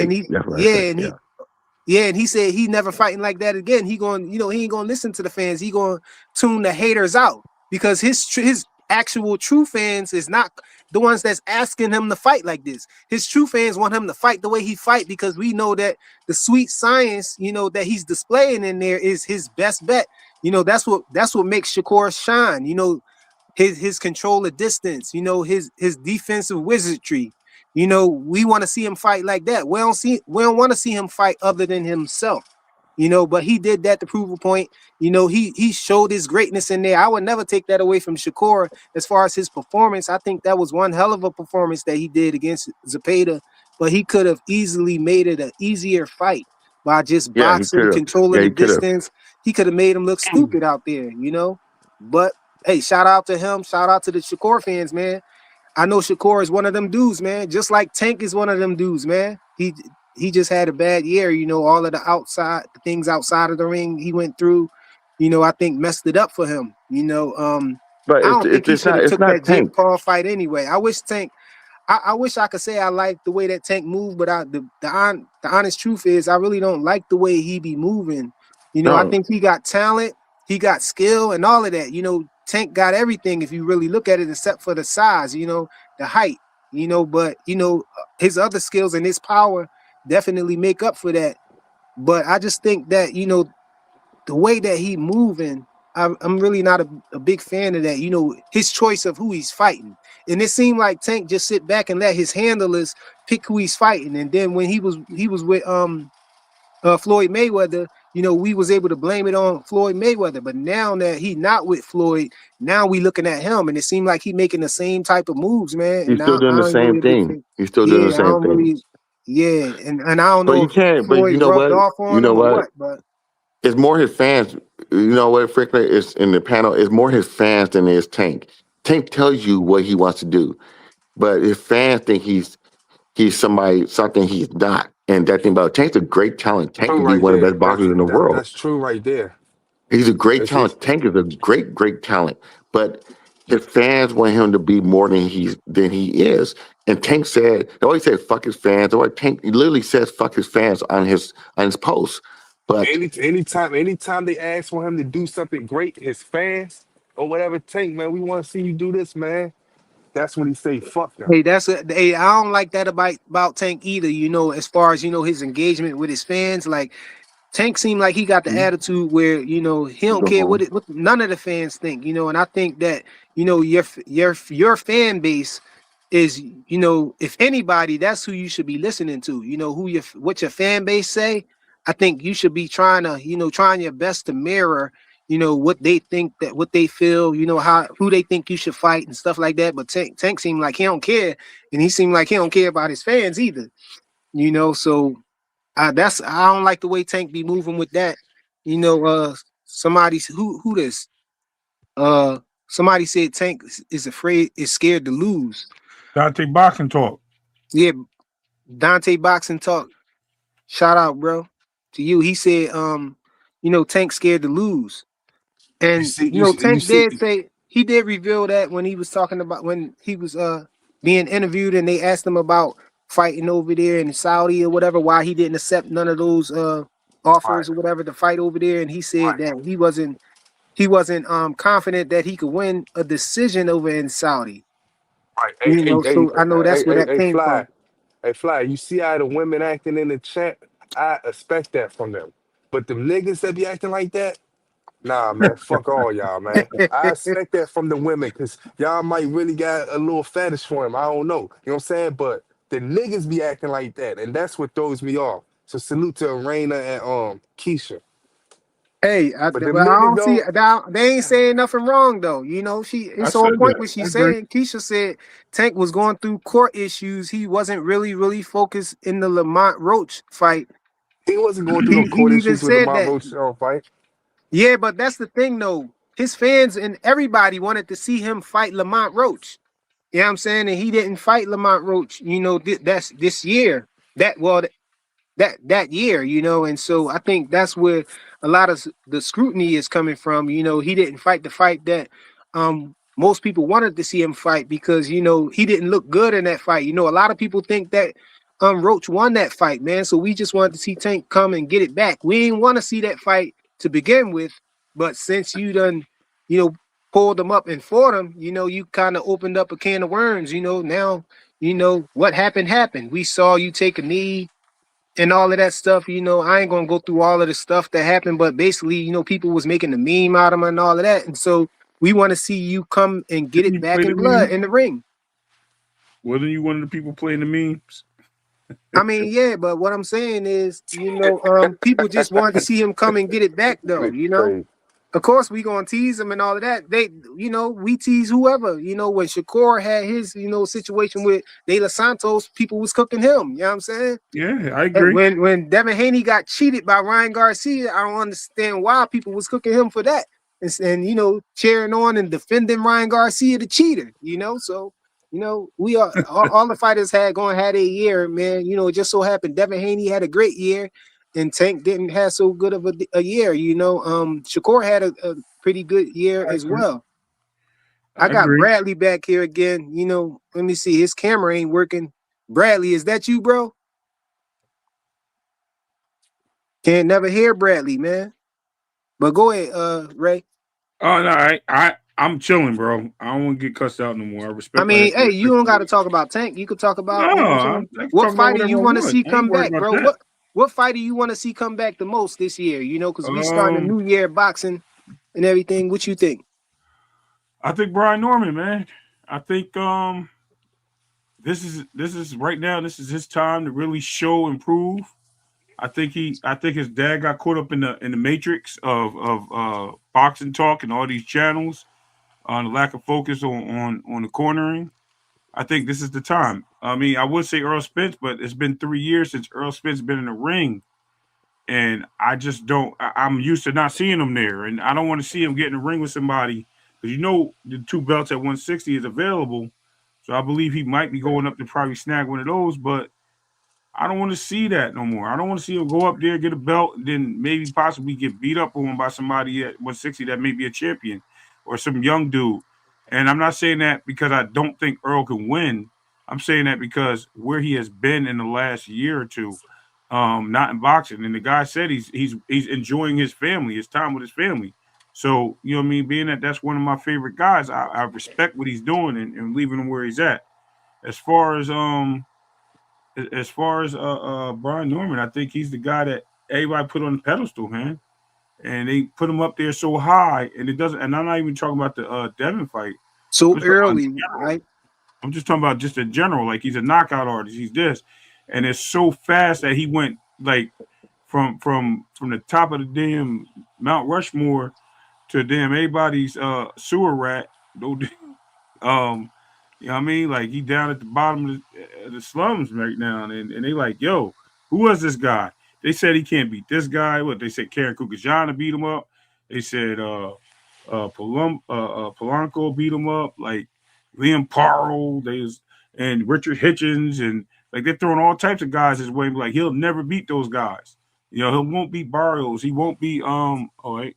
Oh, I don't know what you're doing. All right, you say he won't beat Ramos. I thought I took over. Connor Ben and knock him out. Like, so I want to see him make a good comeback, man, just to get back in the limelight. It's not so much I want to see him at the top. I would like to see that. I think he's a good fighter and he deserves it. He's young too, so he has a lot of time to recoup and rebuild his career based on that last fight. So that'll be a good fight to see him get back in the saddle in 2026 and see how they work it out. Yeah. Brian Norman Jr., man. As far as you know, him coming back, I think that he probably need to fight, get like a tune up. People be, you know, acting like these fighters can't have a tune up and all of that. I'm not a person. I'm not one of those people who think that fighters shouldn't have tune ups. I think Earl should have a tune up, even though, you know, his motto is no tune ups. One of his mottos, you know. I think Earl need a tune up. We ain't see Earl in a while, man. And I think the longer that we see Earl out of the ring, you know, the more we question because, you know, of how he looked when he was in the ring. You know, the Right. last time, you know, it was a brutal beating that he took. And you know, just like Devin Haney, when Devin Haney took the beating from Ryan Garcia cheating with the Ostarine, you know, I gotta add that and attach that. But you know, when that happened, you know, it was a lot of questions, and they did the same thing that they doing to Brian Norman Jr. to Devin, basically. You know, and what I mean by that, you know, since he lost to Ryan in the fashion that he did with Ryan cheating, you know, all of a sudden Devin can't beat nobody. You know, anybody who you ask somebody, you know, you think, what about Devin in this? Oh, he had knocked Devin out. Or, you know, it was like people who it was like Devin's stock just dropped all the way and he just couldn't beat nobody. And everybody had the skills of Ryan Garcia all of a sudden. Oh, Devin going, you know, anybody who Devin fight, if they got a good left hand, that he gonna catch Devin with the left hook, and I see him knocking Devin out. And my whole argument with that was everybody don't have the attributes of Ryan Garcia. I don't think that Ryan Garcia can beat Devin, but even if he could beat Devin, if I was wrong or something like that, all these other fighters in and around the division are not Ryan Garcia, and I took the same approach with Brian Norman Jr. as well. I don't think that Brian Norman Jr.'s left hand, I don't think his left hook is faster than Ryan Garcia's, I don't know if it's harder either, but there's really no way to measure that. But we did see him knock somebody out, and the dude lost his memory for 3 weeks or whatever. But look how the dude was fighting him. The dude was right in front of him all the time to be hit, So, yeah, like Devin ain't gonna be right there in front of you, He But stood right in front of that man, beating his ass. well, jabbing but him. what I mean is, Devin ain't gonna get caught with no shot like that, Yeah, standing he got caught with right the. in front of I him, think he flat got. footed, like that, like Brian Norman Jr. hit his left hook is not fast as Ryan Garcia's. So Nah, that's I my don't point see right it. there. Everybody, what I'm saying is everybody is not gonna have the attributes of Devin Haney, who goes up against Brian Norman Jr. I think Brian Norman Jr. in his next fight, he's probably gonna have success. He might even knock somebody out. And I think that'll be good for boxing, good for the 147-pound division. If he come back with a little tune up, get his confidence back, gauge where he at with it, where his mental at. I think his dad should definitely do that. He should probably add somebody else, to the corner. Don't listen to the haters and get rid of your dad or nothing like that. Your dad belong there, but you can ain't nothing wrong with adding somebody on, a trainer or somebody, you gotta, find somebody to get, to help out with the game plan and all of that, and Well, I think especially if he'll you're be gonna all be right. talking, if you're gonna do a lot of interviews and stuff, yes, I think so. Who you think he should fight next? Like you got Jack Catterall, Matt Peck. I mean, obviously I Jack was gonna say that Jack Catterall is it seemed like that's the perfect opponent for him. sure. Jack Catterall had a good showing, Well, but everybody's saying Karen Krugerjean will beat him, right? And they're also saying that Patty Donovan will beat him. They're saying that's why I'm saying Jack Catterall beat it. I think Jack Catterall is the lesser of the evils, man. I think well, that'll be a here's the issue I have with Jack Catterall, and maybe you'll understand when I say it, right? Jack Catterall just came from 140 and he had a decent fight. He didn't have a strong, like a strong named opponent that he just beat. He beat up a decent opponent. And he just came from 140, so he's still a smaller fighter. So him fighting a full-fledged 147-pounder in his second fight that was a former champion, if I may think that might be a little too much for Jack Catterall at the moment. exactly. But he in the division though. He acclimated. No, I got you. That's the perfect tune-up for Brian Norman Jr. I feel like. So you don't think it'll be like Karen Krugerjean that everybody said that could beat him because he put on a good fight? No, I know you trying to get him beat. We trying to gauge where his head at, bro. I'm talking about giving him a soft touch. I'm talking about giving him a tune-up. You think Karen? I'm talking about hey man, I'm talking about giving him a tune-up. We know that Karen, Karen Cougar. You trying to get him? You trying to get the man beat? Karen Cougar Dodger have the same, not the same, but that he gave Boots he gave Boots problems with the moving. Boots still beat him, but that's what people was trying to cook Boots for not being able to catch up to him. I think Brian Norman Jr. will have that same problem that he had with Devin Haney. His feet is not. Karen's feet is way better than Karen's feet is way better than Brian Norman Jr. I think Brian Norman Jr. have troubles, getting to that guy. I think Karen will mess around and beat him. And then they really gonna throw him away. You don't want him to lose back to back. You want to give him a soft touch. Hey, this is what I want to know, right? I want to know who the fuck Brian Norman used as spar for Devin fight. Oh no, I think he had the wrong game plan, man. I think he just thought they was gonna run over Devin. That's what I think, man. I really believe that. The way his dad was saying, you heard his dad telling him to go get Devin, and Devin can't punch and all of that stuff. And then right after he got knocked down, and Devin looked good, busted his face all up and everything. He came back to to the corner, and it seemed like they was all startled. You know what I'm saying? Brian Norman Sr. ain't know what he just was like, man, you better kick his ass. You know what I'm saying? It seemed like he was mad. You know what I'm saying? But you ain't really tell him what to Hey, do. You know what I mean? hey, You ain't tell him listen. what to do. Hey, listen, man. Devin Haney gonna have a nice movie come out, man. If his movie come out, So man, Bill Haney gonna be the star of it, though, man. Hey, Bill Haney is the villain. Hey, Bill Haney got to be the villain. He the villain. We yeah, forgot to get that award out, bro. He the They need to villain make a of movie of Bill Haney, 2025, man. bro. They need to make a movie of Bill Haney, man. yo. So his sparring Kill partners were Bill, I bro. salute him. I congratulate him, man. his That sparring nigga a partners were boss, Tamir man. Smalls, Elijah Flores, and Aaron Peterson.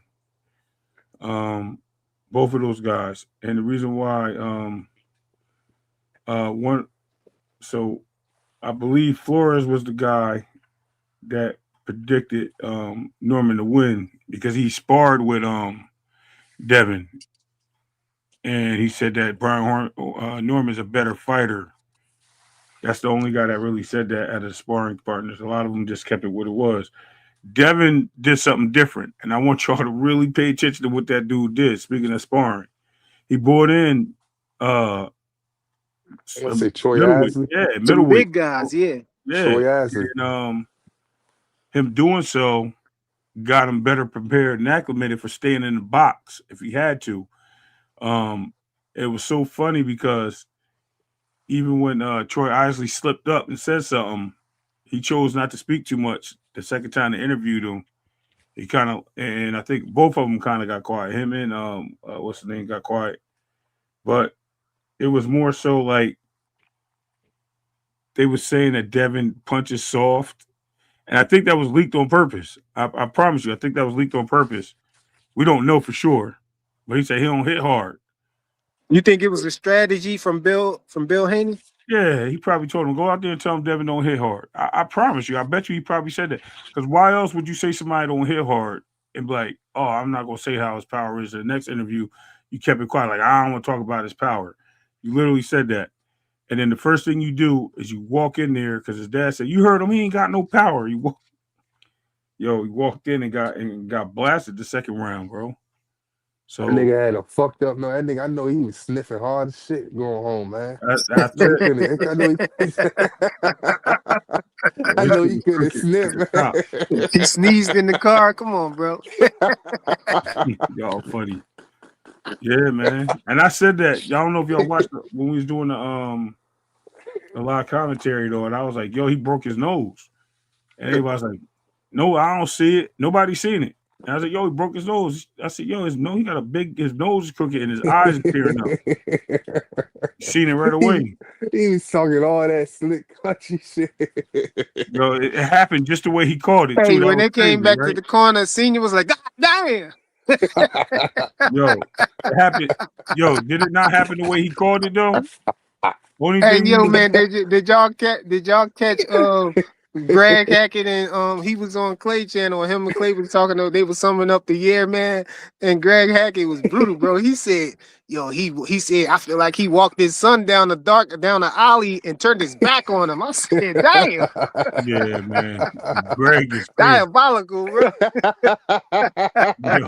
Shout out to Greg Hackett, but they got a beef going on. But that was brutal. I felt that. I was like, "Damn!" Like walking down the alley and turned his back on him, bro. That's what it seemed like, though.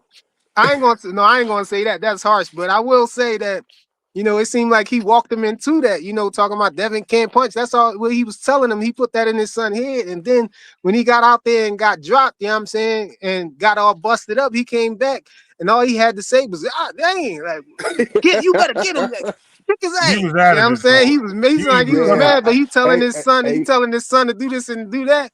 So you think about Brian Norman Jr., he like, man, I just got up off the canvas, like, you know what I'm saying? The Nah, bright he ain't lights. think that. He but was out of that's it. but Bro, he but was out of it.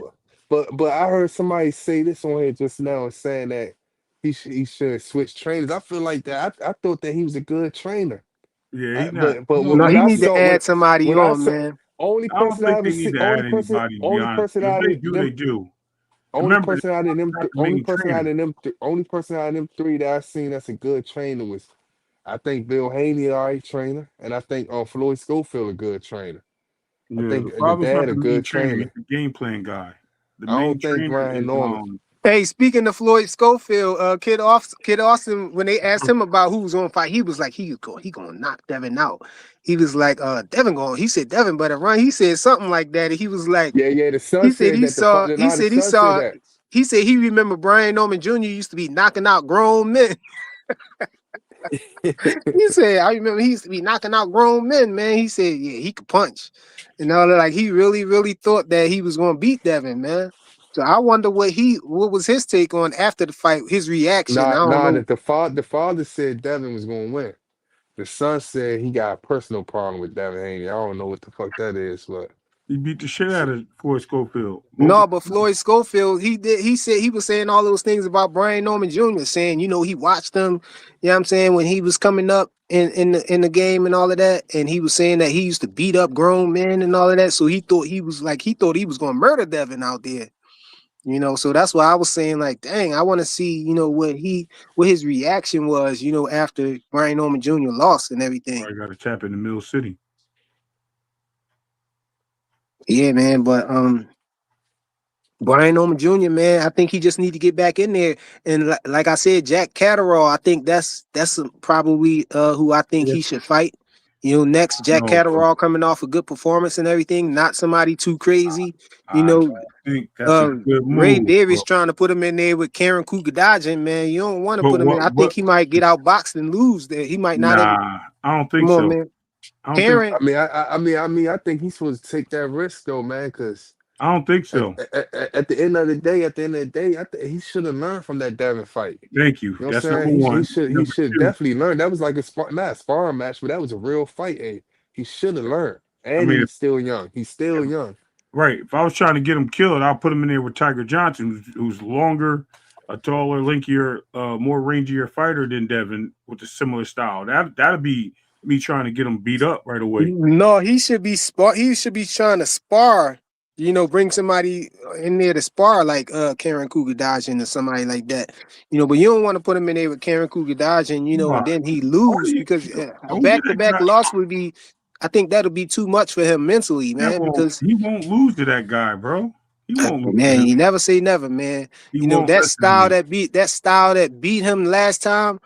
You don't always want to put the fighter in there with the same type of problems that he. Come on, man. We know that the main problem that he had with Devin was his footwork and his speed. His speed and his footwork. I think that's what the problem he had. So he couldn't catch up with Devin. Devin's style of boxing to Karen Kukadajian's style of boxing. No, not his style of boxing. I'm comparing his attribute, his him having good feet, being able to pivot and move, and having a little bit of pop on his punches. When we saw Karen fight Boots, right? The first time he showed us the feet. I know, but listen to me though. I'm talking about Karen Kugadajian's attributes though. When we saw him fight Boots, the first thing he showed us was his evasiveness, his footwork, how he can move and get around the ring and all of that, and avoid getting knocked out. So we saw that from him that first fight. And then the second fight, he decided not to move as much. And he was catching Boots with some shots, man. Yeah, he was catching Boots. He was throwing some heat. For a second. He dropped some bombs on Boots. I think if Boots didn't have a granite chin, you know what I'm saying, or in his style, because Boots got a style where Boots. Hold on, let me finish. Boots got a style where it's sort of, we saw Canelo do it a lot too. A power punch, he'll let it come in and he'll turn with it to take the steam off it. We saw him do that a lot, and I think a lot of people mistake that for Boots just getting hit.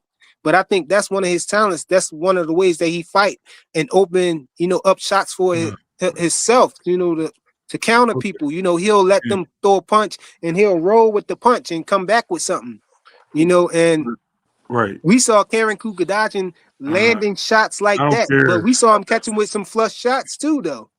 When he stopped moving, and of course, Boots was going to roll him over, run him over because he ended up having to take a knee.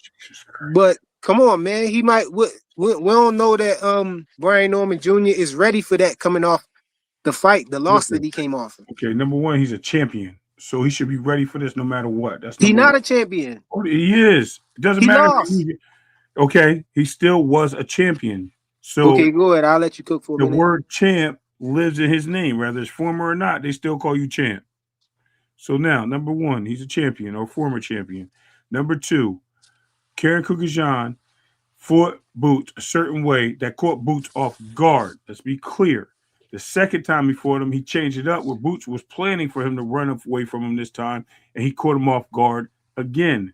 Therefore, his game plan outplayed the game plan of Boots and his trainer thoughts, because his thoughts was not to sit there. He adjusted the second time in the fight, where once he got into that pocket, he understood what he was doing and kept him there.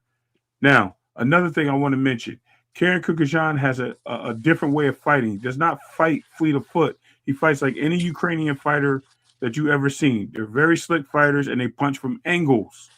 That's all they do. They just punch from angles. And all Ukrainian fighters I've seen, most of them do that.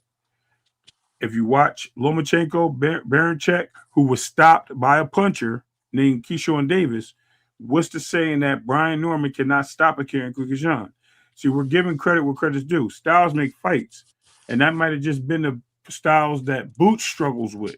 Because we've seen Boots in other fights where people have not moved on him. Nobody has moved in the ring on him before. Everybody stood in front of him and tried to punch with him. So when he got all mixed up and confused with that, then it became something different. Now, as far as Brian Norman has been a fighter that has fought people coming forward, fought people, and he cut off the ring on people too. Let's be clear. Fought people moving on the back foot, and he fought people in the middle of the ring. So being that he's done that, he's adjusted to that, and that's his type of fight. So if Karen decides that he's going to stay away from him, then the judges are going to look at it the same way they looked at it in the Boots fight. They're going to not reward him rounds. Even if he comes in and peppers him and gets back out, they're going to be like, yo, this guy is running. He's not even trying to fight. No engagement. So they're not going to reward him those rounds. If he stands in the pocket and he tries to fight Brian Norman, which he wants to do, Brian Norman's going to catch him. And he probably lays him out cold. You have to understand what boxing, like the styles make fights, and no fighter fights anybody the same way. There's a reason why you train for each fighter. So we may think he may do all these things, but it's not necessarily true that he's going to do all these things. We only, like I said, we got to stop using the last fight as our measuring sticks and look at the whole totality of what these guys do in the ring. You have to go back and watch Karen.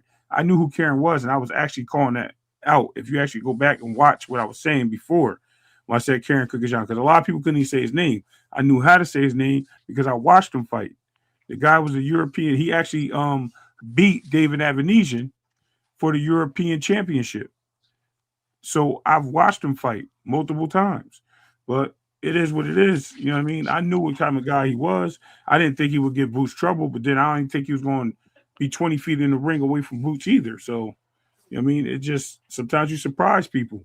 And I think now that he has played his hands and showed his hands, you can prepare for both. And if he beat you at that point, then it's different.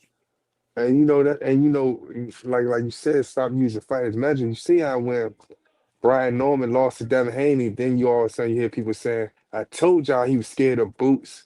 Like Boots is Brian Norman, like Boots is Devin Haney." You get what I'm saying? Like people do that too much, man. And like, come on, man, that shit gotta stop, man. Yeah, but the only thing I was saying though, y'all, is that you know, we saw him have problems with a fighter that was displaying the same attributes that Karen Kukajan was displaying on Boots though in both of the fights. If we look at both of the fights, you know what Devin Haney beat Brian Norman Jr. with is what Karen Kukajan was trying to beat Boots with. It didn't work because the type of fighter that Boots is. But Boots ain't no fighter that's just gonna, keep coming forward and just come forward, and just try to wear you down. Boots has more to his game. You know what I'm saying? Boots is a very talented fighter. His offense is what's crazy. His offense is more crazy than his defense, I think. And so, with Karen Kukajan, he was displaying a defensive attribute. the display of these defensive attributes, that I think that gave Brian Norman Jr. problems. The footwork of Devin and the speed of Devin.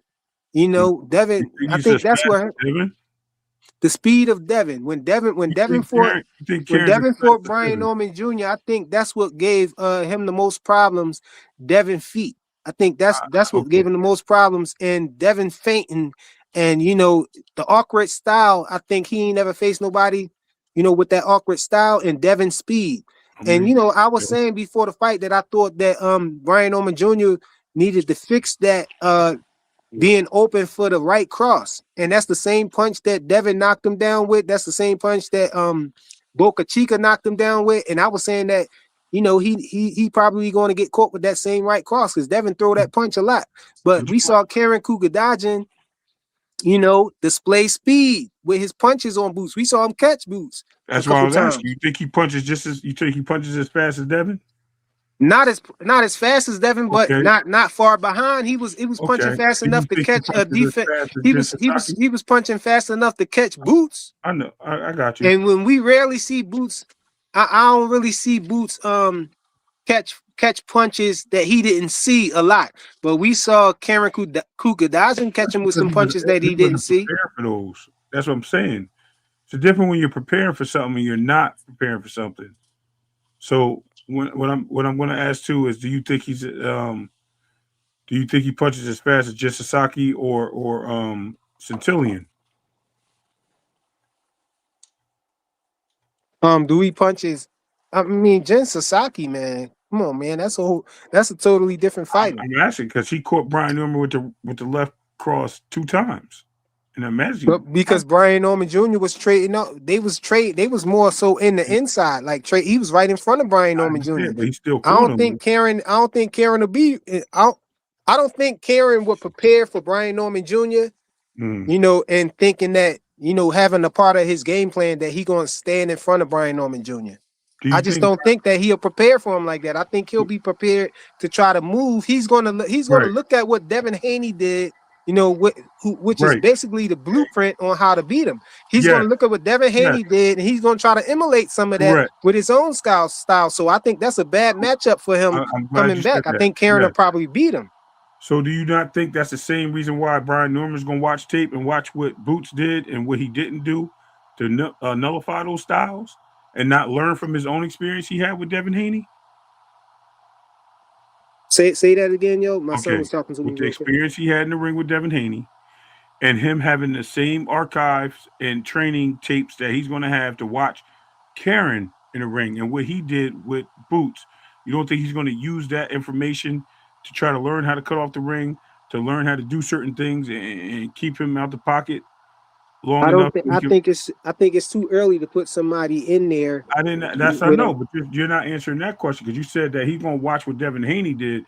You don't think that Brian Norman's not going to watch what Boots did wrong and what he did successful in the Karen fight to get to understand how to fight this guy? Yeah, but see, you're thinking about us, the fighters, seeing a good fight, seeing him overcome adversity and all of that and face the same type of style that gave him problems or whatnot. But I'm talking about Brian Norman Jr. needs to have a soft touch.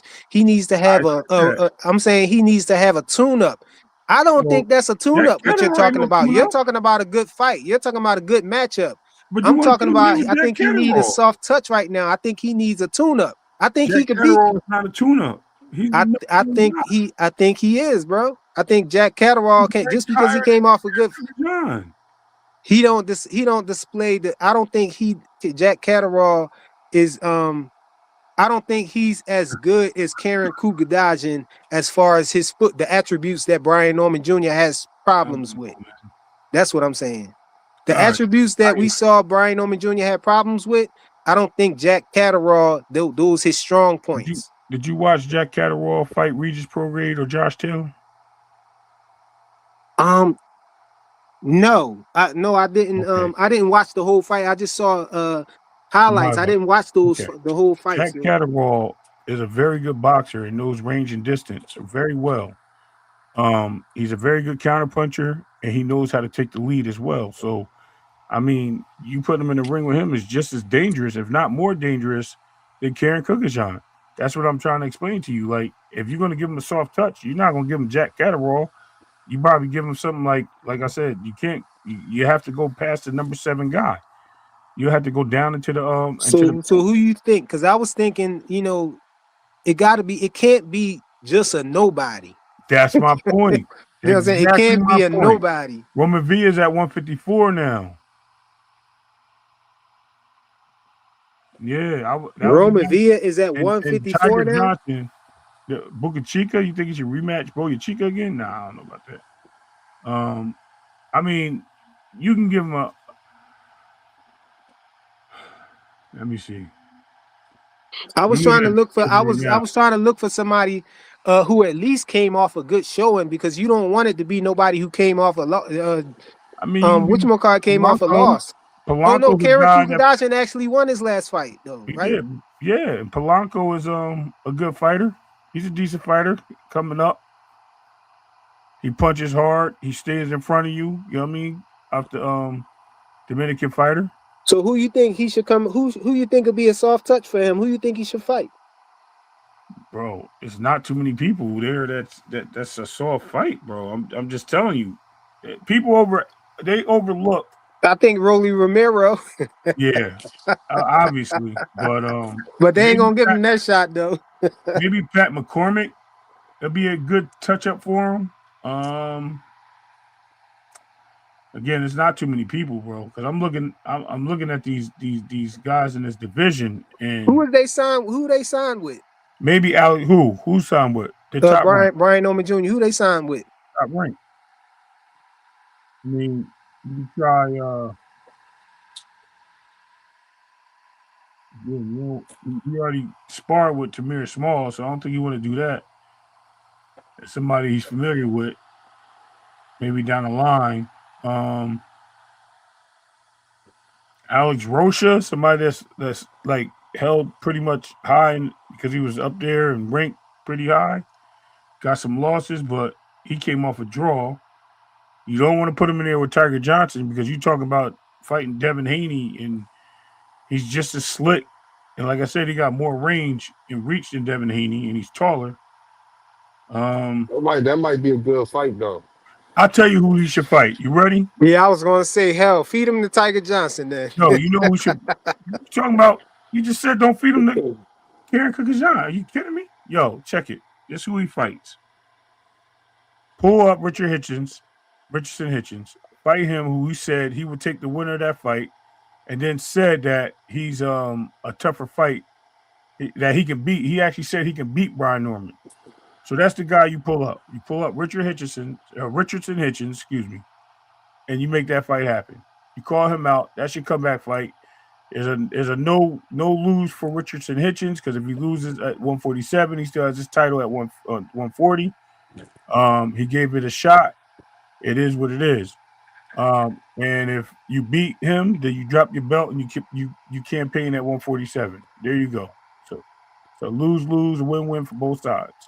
Yeah, you might be right. Timu Hanos, bro. Bring him up there, pull him up or whatnot, because he definitely belong up there, bro. If you worrying about the rehydration clause at 140 and all of that, then yeah, you might as well come on up and move up to 147, bro. He was trying to call out Devin, but he wanted Devin to go down to 140, man. Just move up to 147, because you really don't want that rehydration clause. That rehydration clause put fear in your heart, bro. So go ahead and move up. You must be too big for the division or something, bro. Boxing Hacker, what's good, bro? What's up, Frequent? Man, you gotta stop the cap, man. What are you talking about? Karen ain't giving nobody problems. Just because he went life or death with Blue Zone, he's giving people problems, bro. No, I didn't say he's giving people problems. I said, I'm talking about his attributes. You don't think his attributes would give Brian Norman Jr. problems? Because we saw them same attributes, on display from Devin, that gave him problems. Devin and Karen have two entirely different styles, though. Karen's more like of that Soviet style. Their styles are different. That's why I always say, like, I think Madrimov would give Boots problems. People You're like, no, Madrimov can't give nobody a problem. I'm Hey, like, them bro, Eastern Europeans, man, they can emulate some styles, bro. They give dudes a lot of problems, man. I definitely think that Karen can probably emulate Devin Haney to some degree. no, If he fights Brian Norman Jr. their style is just completely different. Like the way they throw their punches, their pendulum step is just completely different than their American style. Listen to him, man. Yeah, it's completely different. The way everything's different about them. The way they're throwing the right hands from their hooks is entirely different. Yeah, they throw from angles, bro. Yeah. And it's all I'm not talking about the offense. Y'all keep harping on the offense. I'm talking about the defense, bro. I'm talking about as far as Brian Norman Jr. being able to cut off the ring on these guys, and because Brian Norman Jr. That's their defense. Believe it or not, I don't think Brian Norman Jr. is outboxing nobody. I think the chances is Karen Kukadashian outbox him. Okay, I don't think so. I think you feel that way because he gave Boots problems. I think anybody with that style will give Boots problems because Boots is uses more of his athleticism, a come forward fighter. Exactly. He beat him with his own tactics. That's it. Yeah, I don't think. I'm not beat him. He showed him his own tactics. He lost with using those tactics. Y'all gonna stop sleeping on Boots, bro.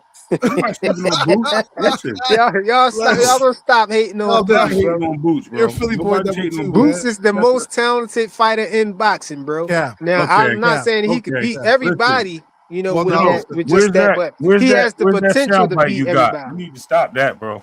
No, Shakur is probably more talented than Boots, I would think. No, you bugging, bro. Philly stand up. You know what I mean? Not just Philly, but Boots fans stand up, bro. We all said Shakur stop Boots? No, I said Shakur is more talented. Like just talent. I don't even think Shakur believe that, bro. I'm pretty sure. I think here's so. The thing. I gotta find this video, man, where Shakur was talking about how talented Boots is, man. I gotta find this video because y'all disrespecting Boots, man. No, Shakur said himself when he sparred Boots that he's probably the most talented guy he's been in there with. But he also said the same thing about Bud Crawford. Yeah. But he said, yeah, man, that guy he's very slick and he moves well in the ring. Right. He just got caught off guard, bro. That's it. He just got caught with blinders on. He was expecting a fight, watched tape on the guy came out different. And then he went and fought him a different way because he thought he was coming to do the same thing. And he fought different again. He pulled blinders on him, bro. That's it. I think that style, honestly speaking, and people are gonna say I'm crazy. I think if Boots was to fight Madrimov, I think that's a 50-50 fight. I think that style will give. I just think that style. Well, he's not Ukrainian. I don't believe. But they're all probably Soviet Union's joint. Hey, Boxing Hacker, this is what I want to ask you though, Boxing Hacker. Hold on. A joint. Let me ask this question real quick, quick, and then you can. So, Frequent had mentioned something about the offense and defense. So when you watch a Ukrainian fighter, they actually use their defense to throw their offense. Literally, that's why they punch off at angles. Yeah, they're actually they're letting you set yourself up. They counter punch off of angles. When you say that his defense and this and that, they purposely do that. They watch the Boots fight again. Watch when he was inside. He literally is letting Boots he confused him. And when he confused him, he was letting Boots throw his punches, and he was countering off the angles with Boots. And then he started punching Boots, uppercutting Boots on certain shots with the Russian uppercuts. Bro, it's not. Mm-hmm. It's not what you would say that he's not a good fighter. I think he is a good fighter. I just don't think he beats a Brian Norman, bro. I think he's already been exposed twice by the same guy. He's been exposed different ways of fighting. Now, until we see something different from anybody else. I mean, he only lost in 2 fights ever. So I got to give him his props, but I think that's a harder fight with Jack Catterall than it is with Karen. I mean, he might still get Brian Norman. I think here's the thing. Brian Norman gets hit, bro. Brian Norman gets hit. He got hit. I remember back in the day, they gave Paulie Malignaggi fits for, him talking about Eastern European fighters. But the reality is that those people from Eastern Europe, they have one school of thought. In America, we used to have the same thing, one school of thought, but then all these gyms have their own theories. Like some people say, don't punch across your chest. Some people punch across your chest. Everybody has, it's like different schools of thought, And the Europeans perfected it over the years, So a lot of times that style is just annoying to us. That's also why we sometimes suffer in the Olympics, because the style is just annoying. Yeah, it's annoying. it's annoying. Like they have a lot of stamina because a lot of their boxing is based off stamina. You know, you have to be able to fight like that. You got to be doing like 10,000 jumping jacks or some shit. You know. So yeah, I think that style just gives people problems. You know, I think, but I don't think as far as Karen, he's nothing like Devin. Him and Devin are totally different, two totally different fighters. Their footwork's even two totally different ways as well. Hey, let me ask you. I want to ask you this, though, boxing hacker. So, Yeah. I hear you say. I hear a lot of people say that, and even me, you know. And I think I just, you know, I'm a creature of habit. I'll be saying that because I hear y'all say it a lot. But y'all say Karen gave Boots problems and stuff.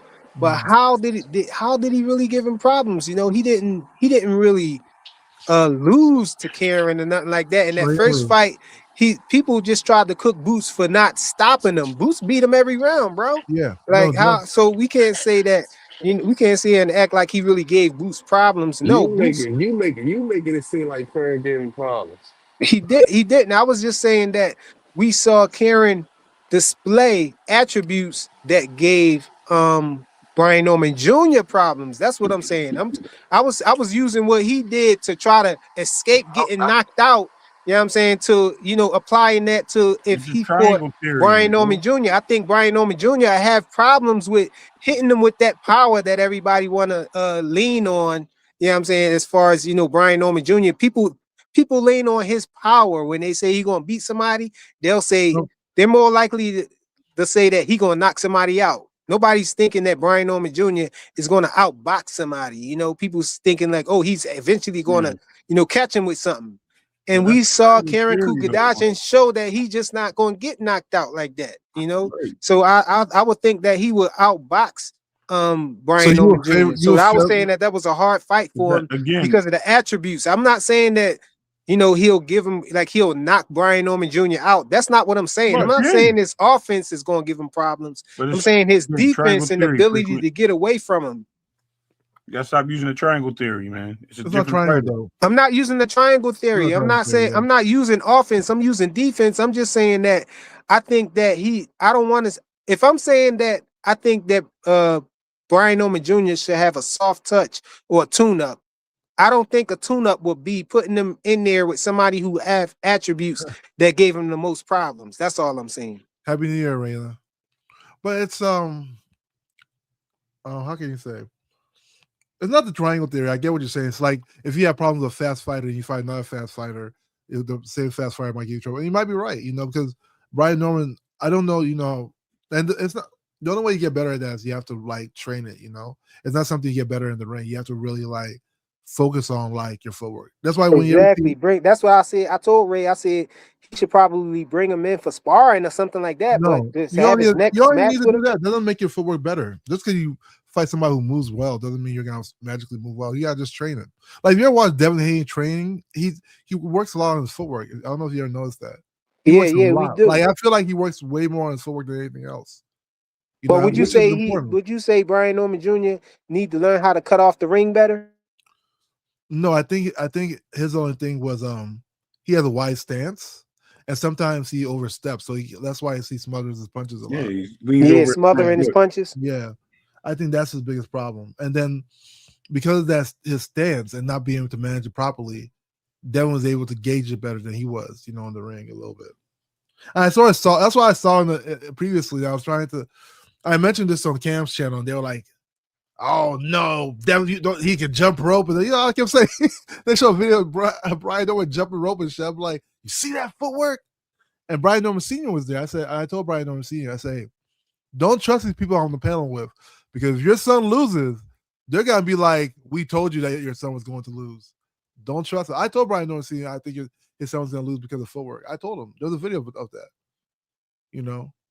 And, hey, Two Sizzle said the first fight we saw Karen on the good foot, he used every inch of that ring to move for 12 rounds. Yeah. Yeah. I think I would love to see Madrimov versus Boots.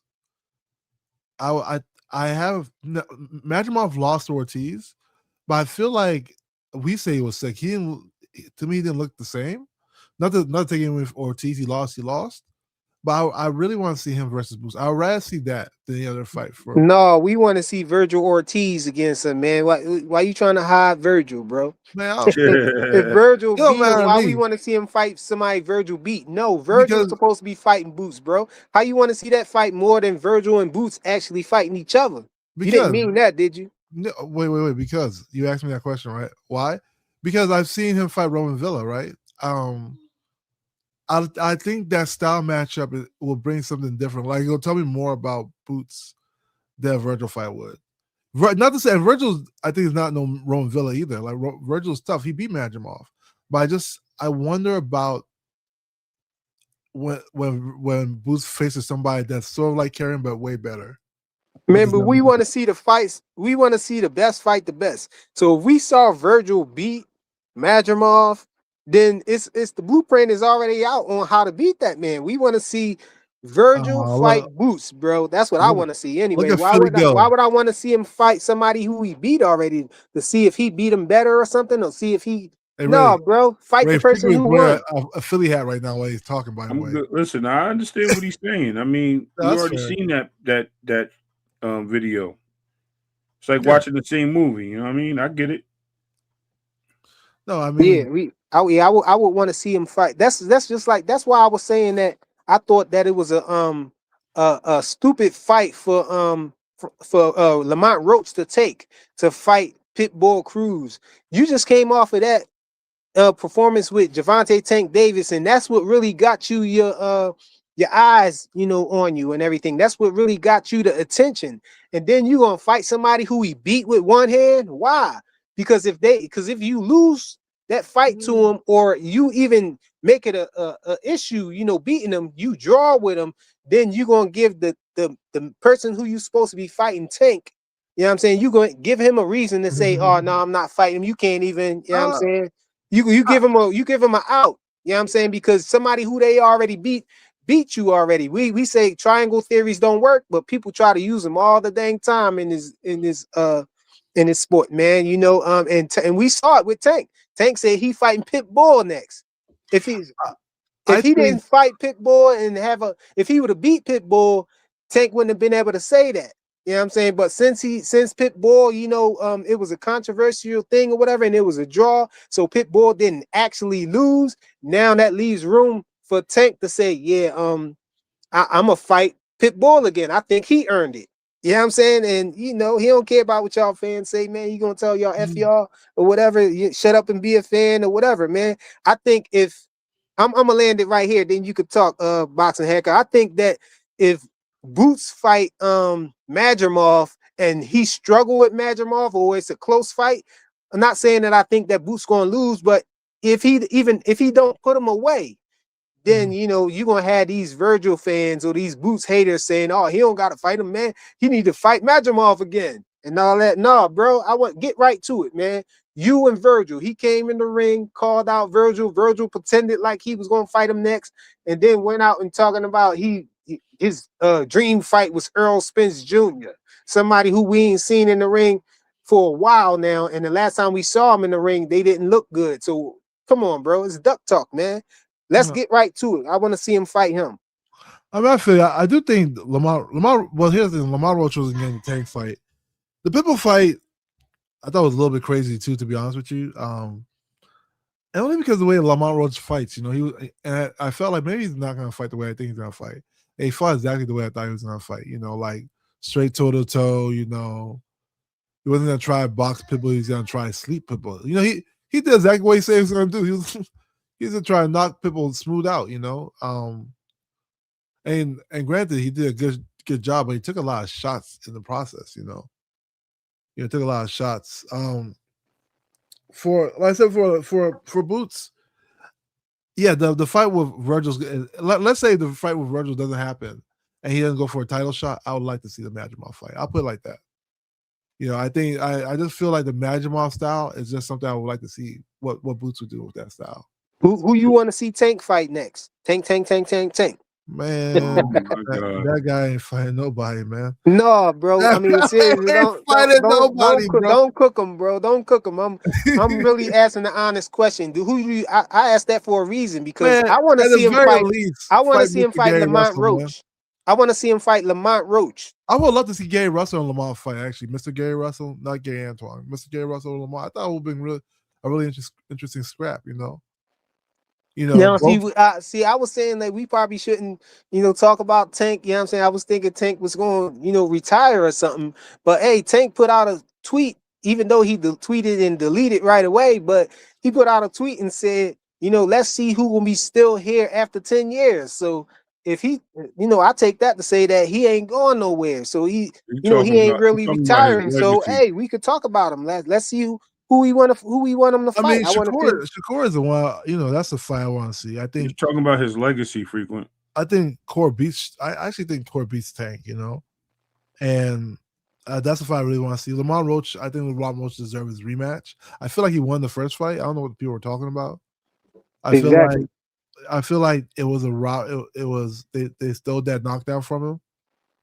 I hear the argument of like if he had got the knockdown, there'll be a parallel universe where something different will happen throughout the fight. Maybe, but we know at the very least he got robbed of a knockdown. So I would love to see. I think Lamont Roach definitely deserves the rematch. Do any of those fights happen? I don't know. I think Tank takes safe fights. He takes safe bets on himself. Like I think the most nerve-wracking fight for him was probably like Ryan. He said they sabotaged Tank fight. What you mean by that, bro? What? Where was I at when that happened? Yeah, my bad. I'm reading this comment from Ramon. He said they sabotaged Tank fight so he can fight whoever he want to. But what you talking about? The Jake Paul fight? That wasn't a fight, bro. That wasn't a real fight. Nah, Tank didn't want that Lamont fight, man. Tank pulled I out. think he's talking about Lamont, not Tank. The fix being in with him and Pitbull Cruz, or is he talking about the I don't know what he's trying to say. Yeah, the Lamont fight. I mean, Tank pulled out that fight. That had nothing to do with Lamont. Tank pulled slim out. With all those he had so many damn allegations. It was the outer ring issues that he was having. But I don't think he was gonna fight Lamont anyway. I think Lamont was tough. I think they take safe bets. I don't know what this is right here, Ray. Check this, Ray. See what this is. I'm not opening nobody chats, bro. I don't open nobody new chats. No, that's 215 good peoples though. It's okay. I don't open nobody's links, bro. I'm on my computer. Okay. It looked like a tweet though. It's something on X though. Whatever it was. It's okay. Mr. Moonshine. Go ahead, Boxing Hacker. He said. It says that Gervonta Tank Davis team in talks with Turki Al-Sheikh for May 2026. They're hoping for a Shakur Stevenson versus Tank. That'll be good. Thoughts? Stevenson will be fighting it. So if Shakur beats Tank, they say they're hoping for a match. That'll be really good. That would be fire. I would respect. I don't think it's gonna happen. Like I said, I think Tank takes safe bets. If Shakur looks really good against Tio, I don't think it's gonna happen. Boxing Hacker, you can see the screen. Yeah. 2 cents said Madrimov currently off 2 straight losses. That fight makes 0 sense for either guy, in my opinion. That's how I feel, man. These guys that's coming off losses, that means something. I don't want to see them fight nobody. They shouldn't be in position to fight somebody like I'll tell you a magic story. I was told that Devin should fight Karen. Karen came off 2 straight losses for no particular reason, actually. They said Devin should fight Kerry. He shouldn't fight Rolly. He shouldn't fight these champions. And you ain't like that, right? So why do that to Boots, bro? No. I didn't like the idea that Devin should fight champions. Like, what does that mean? And they said, oh, people told Boots to move up. Nobody told Boots to move up. People were like, people should give Boots an opportunity. People was telling Boots to move up, bro. Remember Turki Al-Sheikh first put that offer out there with he actually said that the fight was happening, before Boots and them, actually okayed it. But he said he was talking about Boots versus Virgil Ortiz at 154. You know, and Boots like, Yeah. hey, I'm staying at 147. You know what I'm saying? I'm trying to get a belt. And people was telling him to move up. People was cooking Boots, man. You know, I telling don't him to know. move up. I don't Did you remember see that at who all. wrote that? It Where was did you see that? Trump. Because I didn't see So- that. Well, I saw for the Boots was people wanted him to fight Brian Norman something Jr. else, man. They wanted so Brian Norman Jr. at 147. People I'm wanted him to fight Mario Barrios at 147. No, People- before that, you don't remember the Virgil Ortiz whole ordeal when because Turkey Al Sheik, that's, you know, when Turkey Al Sheik put it out, they were saying Turkey Al Sheik put it out there that Boots said he wanted some tune. That's where the whole tune-ups thing came from, the only you know reason- what I'm saying? And all of that. You know, people definitely wanted Boots to move up to 154, bro. Before he said he wanted to, and he Let me said tell you what happened. he Let me was tell you what catching a happened. whole lot of heat for wanting to stay down at 147 and collect, you know, another belt. And he was saying, Boots came out and said that he wanted to actually be the champion, you know, before he move up, because they was trying to pressure him to move up for sure. And he said he wanted to win it in the ring. So when he got the fight against, what was his name, Stanionis, when he fought Stanionis and he beat him and became unified, then that satisfied what Boots was trying to do at the least, because he really wanted to be unified in the undisputed. division, bro. Yeah, Yeah, he really wanted to be unified. undisputed, but since he one- became unified, then he went up. You know what I'm saying? Wait, that's not how it happened. So here's what really happened. Oh right? my goodness. Boots. No. Take off the Philly hat. Take off the Philly hat. What really happened? See, people think Boots was just saying he wanted to move up 154 his last fight. Boots has been saying he wanted to move up since the first Karen fight. Boots reacted like he had a problem making weight since the first Karen fight. He had problems making weight before that, bro. What are you talking about? Yeah. So like but if you ask people, they're like, oh, But- Boots said he was gonna move up his last. No, he didn't. He's been saying that. Hold on, when look, he- look when at he this say though. that, Let me clarify something. That's not the case, though. The whole thing was, and I'm gonna tell you what happened. I've been on record as saying Boots needed to move up because of his weight and things like that, and his size, well, his size outside of the ring, his what we call walk around weight, right? And I was like, yo, he'll be better at 154 too, because I think it's more open for him than 147. Because I think 147, he's gonna have a lot of people staying out the division while he's there, and a lot of people avoiding him while he's there. He's too high risk, low reward for people. Nobody's gonna want to take that fight unless the money's right. I was saying that. So all that came true. And I was saying it built on that. And I said, when he moves to 54, there'll be better and more opportunities. Now, there is opportunity there for him. The problem is those opportunities don't come with money or a championship. So when he decided that he was going to keep going for Undisputed, that was one of their goals. But when he got the lineal championship and a unification fight, that satisfied his goal, because that means he was the king of the division. That's why he moved up. It wasn't because he was going for Undisputed or unification, or he wanted to fight somebody and beat him for a title. He wanted to be the lineal champion of the division, and he earned that. That's why he moved up afterwards. Hey, look, real quick, yo, this what I remember, you know what I'm saying? Two Sizzle was on point with this. He said maybe it's time to move up, you know, is not the same as I'm moving to 154. And I know what he talking about. What he talking about right there is after Boots fight, you know what I'm saying, with Karen Kugadashian, you know, he said that maybe it's time to move up. He was like more so talking about his performance and why he didn't stop Karen Kugadashian. But then this right here, you know, as well, you know, he said Turkey messed up and sent the original offer at 147, created mass confusion. Now slow fans talking about he ducked, and then they changed the offer to 154 and gave Boots 2 days to accept. He decided to stay at 147 and unify. That's how I remember it happening, bro. yeah, and guess what? Even during that time, he was talking about going 154. So it's all stimulated for him saying that he was planning to go to 154. It's not like people just magically say, "Hey, get out." Like, for instance, people now are saying they had like one fight, 147. They're like, he should go 154. Everything was talked about going one. Boots been talking about going to 154. That made the way easier. Saying maybe it's time to move up to 154 is not the same as saying I'm moving to 154, bro. I mean, we'll see, man. Like, I don't know. Boots can forget the Virgil fight if it's not happening. Just go for like fucking freaking Frondor or somebody. See how that works out. You know, I mean, if Boots is the goods, let's find out. You know, So I think we have find out for sure if we see him fight Virgil Ortiz. We saw Virgil Virgil's not a Ortiz. champion though, so But why not? yeah, I know Why? I know Virgil not a champion, but we saw Bud Crawford go to 154 and beat Madrimov, but it looked like he struggled kind of with Madrimov. Yeah. I'm only saying he struggled because we saw him go to 147 and stop everybody he faced there. And then he Yeah. went to 154 and fought Madrimov, somebody that not too many people knew. And it was like he didn't really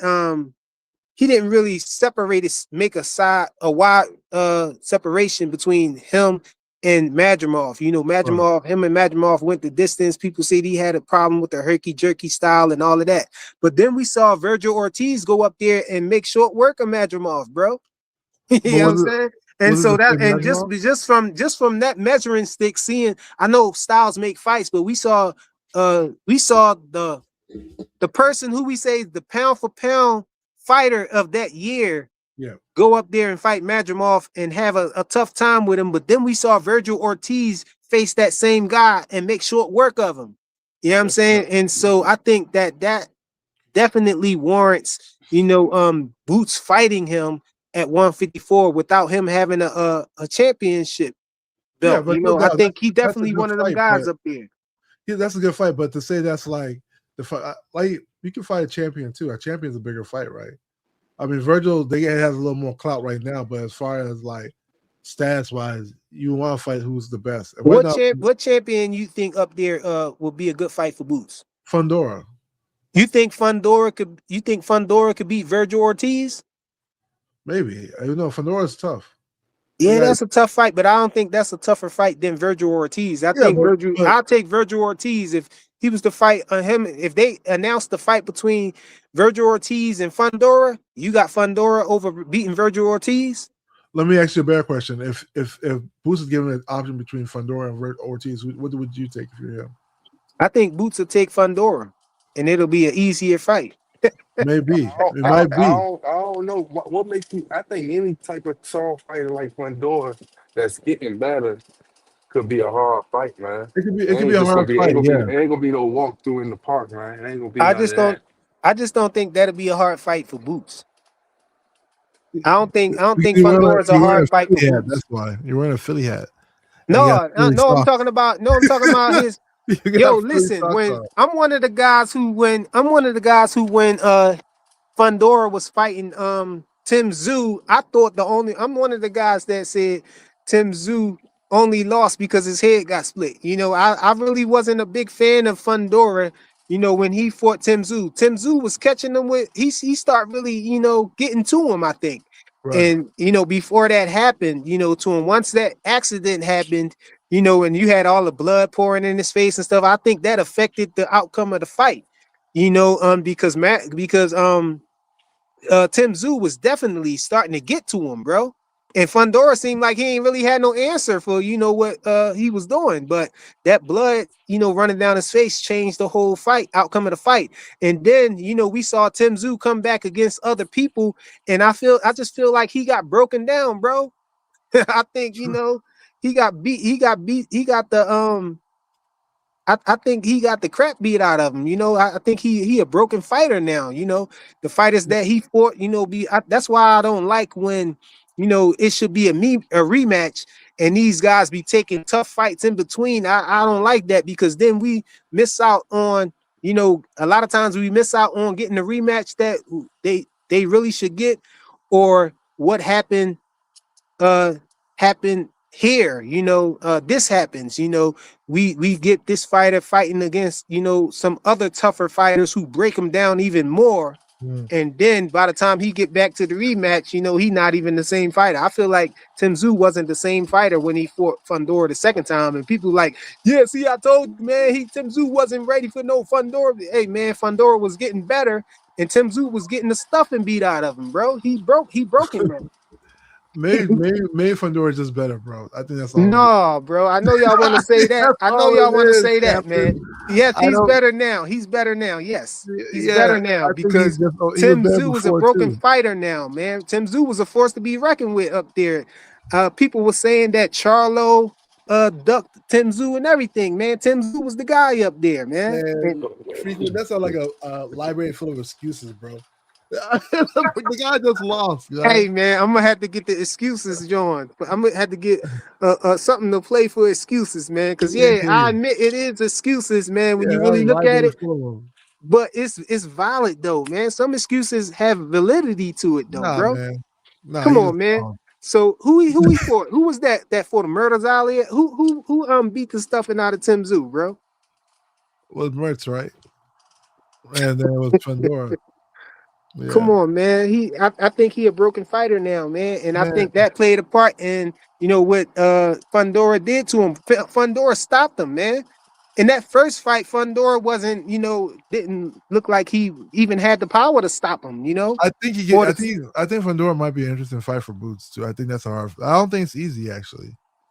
I think that's a hard let me say this. Fundora ain't no easy fight for nobody, but I think it's an easier fight for Boots than it is for Boots to fight Virgil. That's what I'm gonna say. Yeah. Oh, easier fight than it's hard to say. I can't even say that much. I think Fundora, his height gives you a whole different perspective when you're in the ring. Yeah, his dimensions give you problems. The dimensions are it might throw you off a bit. And then it's gonna hard to find sparring to give you that look, because the look he's gonna give you is gonna feel like you're looking at a tree. If Fundora is going to beat you, I think when Fundora is going to beat you, it's because of his dimensions, and the big part of it is his fundamentals, bro. If Fundora fight the way he's supposed to fight, and it seemed like he's starting to do that now. When he was fighting Tim Zoo the first time, he was using it a little bit, but the fights before that, he wasn't using his dimensions. He wasn't using his height and his reach and all of that stuff. He was trying to fight on the inside, whereas we, as boxing fans, knew that his taller, linky style, frame would pose more of a threat to these fighters. If he boxed on the outside because of his height and using all of his attributes to actually win the fight. Coupled with fundamentals. And he just started getting to that now. So yeah, he's more of a problem now because he, it seemed like he's using his, his tall frame and everything in his reach to box on the outside. I think that'll give fighters the most problems and everything. But I think as far as pure talent, Virgil Ortiz is a more talented fighter than he is. Virgil Ortiz brings power to the table. Virgil Ortiz got those slick ways. Peeling the guard seemed like it's a new thing for him, but we've seen that before. That's a veteran move that he, we saw him implementing. On Lubin. I think that he's just a more talented fighter, whereas Fundora is more of a his dimensions, his frame and everything. Is Virgil more talented than Ryan, you think? Yes, I think Virgil is a more talented than Ryan. If you really look at it, I think that Ryan's only talent is his left hook. His left hook. Ryan's only talent is left foot. Yeah, I think his only talent. I don't look at Ryan as an athletic guy with good. I don't look at him as having good feet or good fundamentals or none of that. But if you look at Virgil Ortiz, he got pretty good fundamentals. He got the little he got the little veteran tricks that he got, and he bring power to the table just like Ryan Garcia. And I won't say that it's limited to just a left hook. Virgil Ortiz, one of his talents is his power, his punching power, So it's hard to say really, because Virgil did lose to Ryan in the amateurs, even though that was the amateurs, It's big. The amateurs based on points though, really. You got headgear on it and all that stuff, man. I get you. But I mean, that's why they wanted to see Keyshawn fight Andy Cruz in the pros, right? Because of what happened in the amateurs. It's hard to say because you also have, because Ryan has more speed than Virgil, a lot more speed than Virgil. So it depends how Virgil deals with speed. Virgil got fundamentals though. Yeah, but Ryan, I feel like Ryan is easier to punch. Ryan's a sucker for the left hook himself. I think if Ryan fight Devin again, man, at 147, I think Devin mess around and knock Ryan out. Drop Ryan a couple times. You know what Ryan said about Boots? Did you hear what he said about Boots? Yeah, I wish that Boots was able to stay at 147 and we was able to see these mix-ups, you know what I'm saying? Yeah. And I wish he would have took the Ryan Garcia fight, you know what I'm saying? Because I think that Ryan Garcia got no chance with Boots. I really don't think he got no chance with Boots, bro. The thing that we saw Ryan do against Devin, you know, I say that I think that Ryan Garcia really had a lot of help, bro. He had momentum. I mean, Devin had a lot of negativity against him. So, you know, I think it kind of spilled off in the ring too. We had Ryan Garcia turning his back and stuff, and the ref not telling, you know, not calling it, or, you know, he was warning Devin for punching Ryan Garcia when he turned his back, when you're not allowed to turn your back. So I think Ryan was getting away with it. He gets away with a lot of stuff in the ring that, you know, he shouldn't be able to, because it's Ryan. You know, Ryan right now has an opportunity to become a champion again after being beat by Rolly. You know, it's funny. What I think happened there was, But you know what's funny? Wait, hold on. You know what's gonna be messed up though, man? If it's gonna fuck up Devin Haney all the way if Barrios end up beating Ryan Garcia. I ain't got none, Devin. Devin just fight Barrios and move on with his career. What you mean? It's still gonna be questions like, oh, Ryan Garcia beat him or something like that. I'm just speaking as a casual fan right now. I'm not speaking as as how you speaking. He got the time to fight Barrios. Nah, it's still gonna just be fucked up, and I think it'd be fucked up on his end too. Because he was like, damn, I wanted to get that back, and now this nigga washed up. This nigga like really washed up. He doing all these streams. Don't even look like he focused. Like, you don't even see him really working out for real. He traded his house with like that girl Christina Rock and shit, you know. Like, that's some weird shit. But I don't know. I don't think if Ryan loses, I think Devin just moves on. I don't think Devin should fight him at all if he loses. I think Devin. Yeah. I don't think, but it is kind of messed up. I don't know why they just ain't get back into it, man. You know what I'm saying? But Ryan lost. That's all it is, man. Ryan had to win. I think what happened in the Devin Haney fight, I mean, plus the Austrian, I think Devin looked like he had a hard weight cut, and Ryan looked like he was fully hydrated, even at the weigh-in. He probably looked more hydrated at the weigh-in than his training camp, bro. Hey, he came to 3 pounds overweight, man. We ain't gonna forget that, man. And then the ring, even when they entered the ring, like, I don't know why people think that Devin was bigger than Ryan. Ryan looked like he was like 180, super hydrated. He looked super hydrated. He definitely was, bro. Yeah, and he had a whole bunch of advantages, man. And Devin looked like he had a harsh weight cut. He looked like his weight cut. He was Drainos again. We saw it. Yeah, he looked like he was drained. I think that's why he couldn't generate power when he was hitting Ryan when he was in the silly shell, you know. But that's what I'm saying. When Ryan Garcia is easy to hit, man. We saw Devin punch him with the left hook.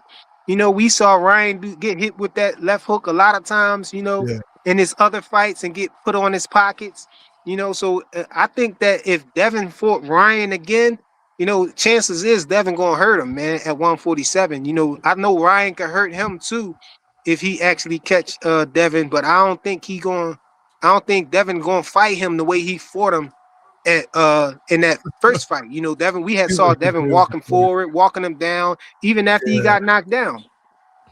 Yeah, Devin just had a lot of heart in that fight. He had lots of heart. You know, Devin's heart, it can't be questioned to me. I think he just had a lot of heart. Like, I feel like he was fighting on fumes those rounds, you know.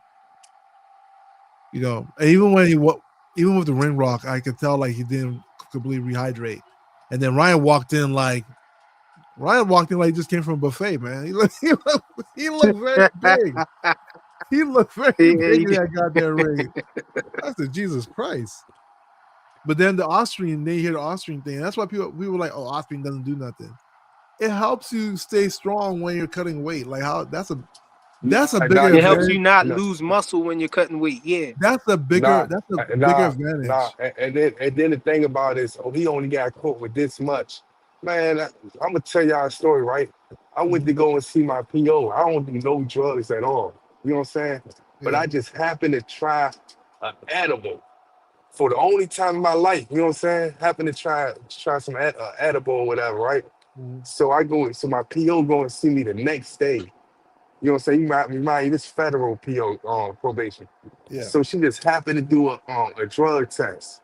So they do the drug test, and then I drank a bunch of water before I did it because I'm like, damn, why the fuck all of a sudden she just all of a sudden piss test me. So long story short, I drank so much water. So I'm basically pissing water. So they still found a little bit in it. She said, oh, well, my test came back that you was pissing dirty. So I get to going off. I said, man, bitch, you trying to set me up or whatever. I just get to going off with my PO or whatever and shit like that, right? So long story short, she said, well, you can say this right now, we could do a court date or whatever, or we could send it off to a lab. She sent it off to the lab. I ended up being found. They not finding nothing when they sent it off to the lab. They ain't find shit. But deep down, I know I really did something. You know what I'm saying? But at the end of the day, you can always drain out your piss. You can always, it's all types of shit that you can Hey, man, do we saw to that make. man on video with IVs in his arms and all that stuff, man. But So, that, hey, Yeah. man, they tripping when they be trying to say that's that. what I think that's what I'm saying. Even though I still probably had some in me, you can still drain that shit out.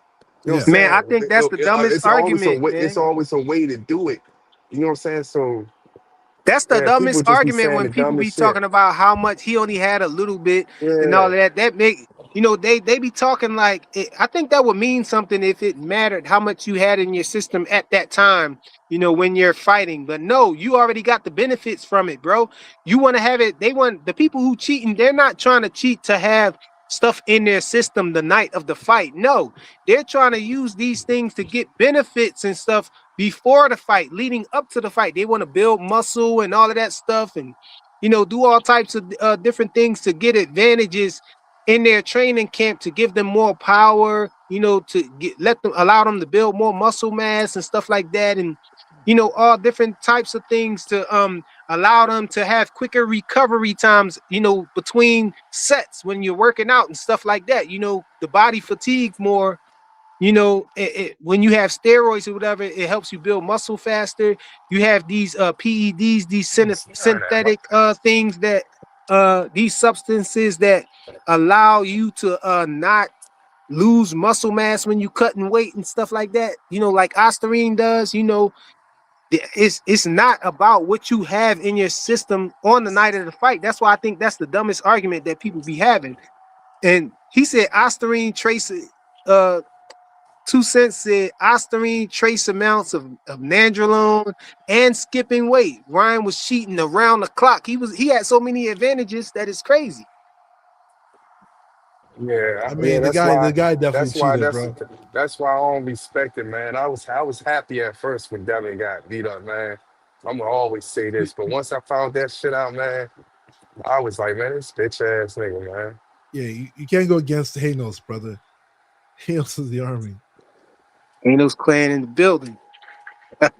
Hanos is a motherfucking army out here, buddy. What up here for boxing? What's going on, brother? What up, bud? I sent you the link, bro. You ain't come through though. I figured you probably was, trying to sober up. Yeah, I mean. Here for boxing, I never was Fanon's worst enemy. Who? Yo, no, bro. Listen, bro. Nah, Here for boxing, man. My guy, I don't know what he do, man, to these guys, but these guys, man, they really hate this guy, man. They hate Here for boxing, man. I heard somebody tell me, numerous of times, watch the company you keep, and people don't want them to be on a panel, and I'm like, yo, what did you do, bro? They're like, he mad disrespectful. I'm like, yo, man, he saying he ain't do nothing. That guy was crazy. That guy was crazy though. That was crazy as shit. Here for boxing was good, bro. Here for boxing was his nemesis. man. Hey man, hold on, y'all. Hey man, take your case off, man. Your phone is gonna be heated conversation, man. Your phone gonna overheat, bro. Yo, I think the heat from my car made it overheat, bro. My car was hot that night, bro. I think It's an iPhone, had like bro. That's why. that project heat, man. Some iPhones, bro. I done told you about them. What's good, y'all? Who y'all up here hating on today? Anyway, No, we ain't even mention in the way we talking about. Basically, we was talking about fighters who we want to see come back. After they losses or different ordeals that they went through. Frank Martin, we was talking about him a little bit. Keyshawn Davis, I guess Tank fit that too because Tank ain't really have a good year. We didn't get to see him fight, but one time, and then it was a controversial situation. We was just talking about who we want to see fighters fight. When they're coming back off of that stuff. I was saying that Keyshawn Davis, I want to see him fight. I think he should fight Frank Martin. Both of them coming off of Frank Martin had a good comeback, after being knocked out by Gervonta Tank Davis, and then missing for a while. Then we saw him come back and put down and stop a guy that's hard, that we know that's sturdy. Pause. We know this guy's sturdy, somebody who's hard to put down and let alone take out, So, I think Keyshawn Davis, that would have been a good fight for him if he was going to stay at 140. We got a lot of smoke down there, but he talking about moving up to 147. You know what I'm saying? To fight one of them champions up there. And I welcome that too, make the 147-pound division, a better, stronger division right now. And people also, lastly, people counting out Brian Norman Jr. And so I was saying Brian Norman Jr., we was discussing who we want to see him come back to fight. Yeah. And, Ray Davis trying to get him beat again, talking about Karen Kukadajian. But Frequent, you and Richard's pause moment are so funny. You said he'd be a guy that's hard, pause. And Richard was like, I would jump on it, pause. Hey, yo. That shit was funny, man. I'm sorry. Go ahead. The fighter I would want to see come back next year in a big way would be Gervonta Davis. I think Gervonta is he's too talented and too important to the sport to move the way that he's moving. And people that are his fans think that because we want to see him fight his rivals, we just want to see him lose. Nah, I just want to see these arguments stop. I want to see the back and forth. At least the argument about who's going to win will stop. After it happens, y'all could talk all the trash back and forth about it that y'all want, but I just want these fights to all happen. Like, there's no reason that Tank should be ruining his prime like this. And his supporters, they always going to support him, so they don't see it the way we see it. But we watching a prime be wasted. And it's a shame because he's so good. And they think that, oh, you just hate him. You just hate him. No, I can acknowledge how good he is and also criticize him for how he moves. Yeah, I mean, I agree with that. I mean, Tank's really skilled. I don't think, like I said, I don't think he beat Shakur. I think Shakur was all said and done. I feel like if he washes Tio, he should be a favorite against Tank. I think so. I think Shakur beats Tank. If he loses to Tio, I still think he beats Tank. He might, yeah. I think that's a style problem. I think most people will concede that Tank's clearest path to victory is to knock Shakur out. And if you don't knock him out, you're not going to beat him. You're not going to outscore him. That's true. And you're not going to knock him down. So Tank versus Lamont will be a good fight again. Tank versus Mr. Gary Russell would be a good fight, a good comeback fight, I think. I don't like Tank against Mr. Gary Russell because they said anybody who disrespects Tank doesn't really want to do business with him. That's what the rumor, that's what the narrative is. So but Jake Paul called him all sorts of names. I'm being condescending, not towards you, but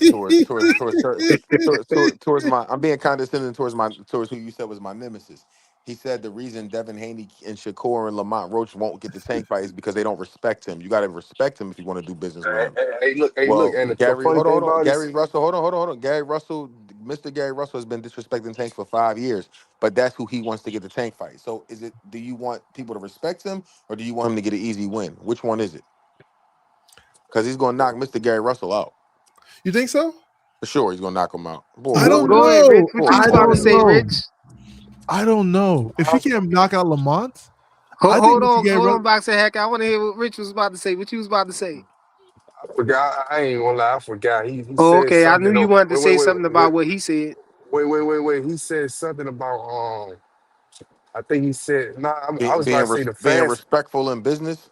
Nah, and I'm saying the respect thing, man. Like we heard Tank say that out of his mouth. He said it's a certain way that you go about it. He said that on he was talking to the guy Bubba. He said I would give these guys a fight, but it's a certain way that you go about it. He said nowadays I gotta be nice to you. He said nowadays these guys being disrespectful, so that's why I'm not giving them the fight. But you say that, you repeat Tank words, you hear these bitch ass Tank fans say, "Oh, you hate it." You know what I'm saying? You sit here and say, "Hey, no disrespect to the women, because I understand why the women like Tank. I would never. I understand that." but it's these half gay niggas that be acting Yeah. crazy if you bring that up. These niggas be half gay, man. And that's I'm why I telling said you. what I said. Like I'm not like I want to get away from the narrative that everybody just hates Tank and we want the worst for Tank. I mean, if he fights Shakur, I absolutely want Shakur to win, but that doesn't mean I That's what I hate was Tank. saying earlier. I just want to My see a bad. fight, bro. You cool. I just want to see a fight. That's all. Yeah, but I That's don't what I know was if he. trying to say earlier when I was trying to address the situation. Frequent, I was trying to say I don't hate him. I wasn't trying to disrespect the queen. I was just trying to let her know, like, I ain't got no disrespect towards that guy. I'm just trying to keep it real and just say, like, the fans get too involved with stuff and put words in people's mouths. I didn't say anything wrong. I gave my opinion on the situation. But Like I let's keep it to where we at. I don't want to go back. I like Shakur and Devin. I want them Right, to fight. I don't care who wins. I just want them to right. fight. I just want Does to see that mean That's gonna be a does that hard mean fight. I want the arena to be worth the champions. And when I say champions, like the people that view their guy as a champion or their boxer that they root for, that they're fans of as a champion and represent them. Hold on. I want the Tank fans to stop disrespecting other people when they make fights Oh, well, I and mean, listen, start that's the looking at a mirror battle arena, though. and start looking at mirror and be like, damn, yeah, at least my favorite fighter fought this nigga. They'll sit back and disrespect the Shakur and Teo fight, the Devin and Brian fight. They disrespect everybody fight.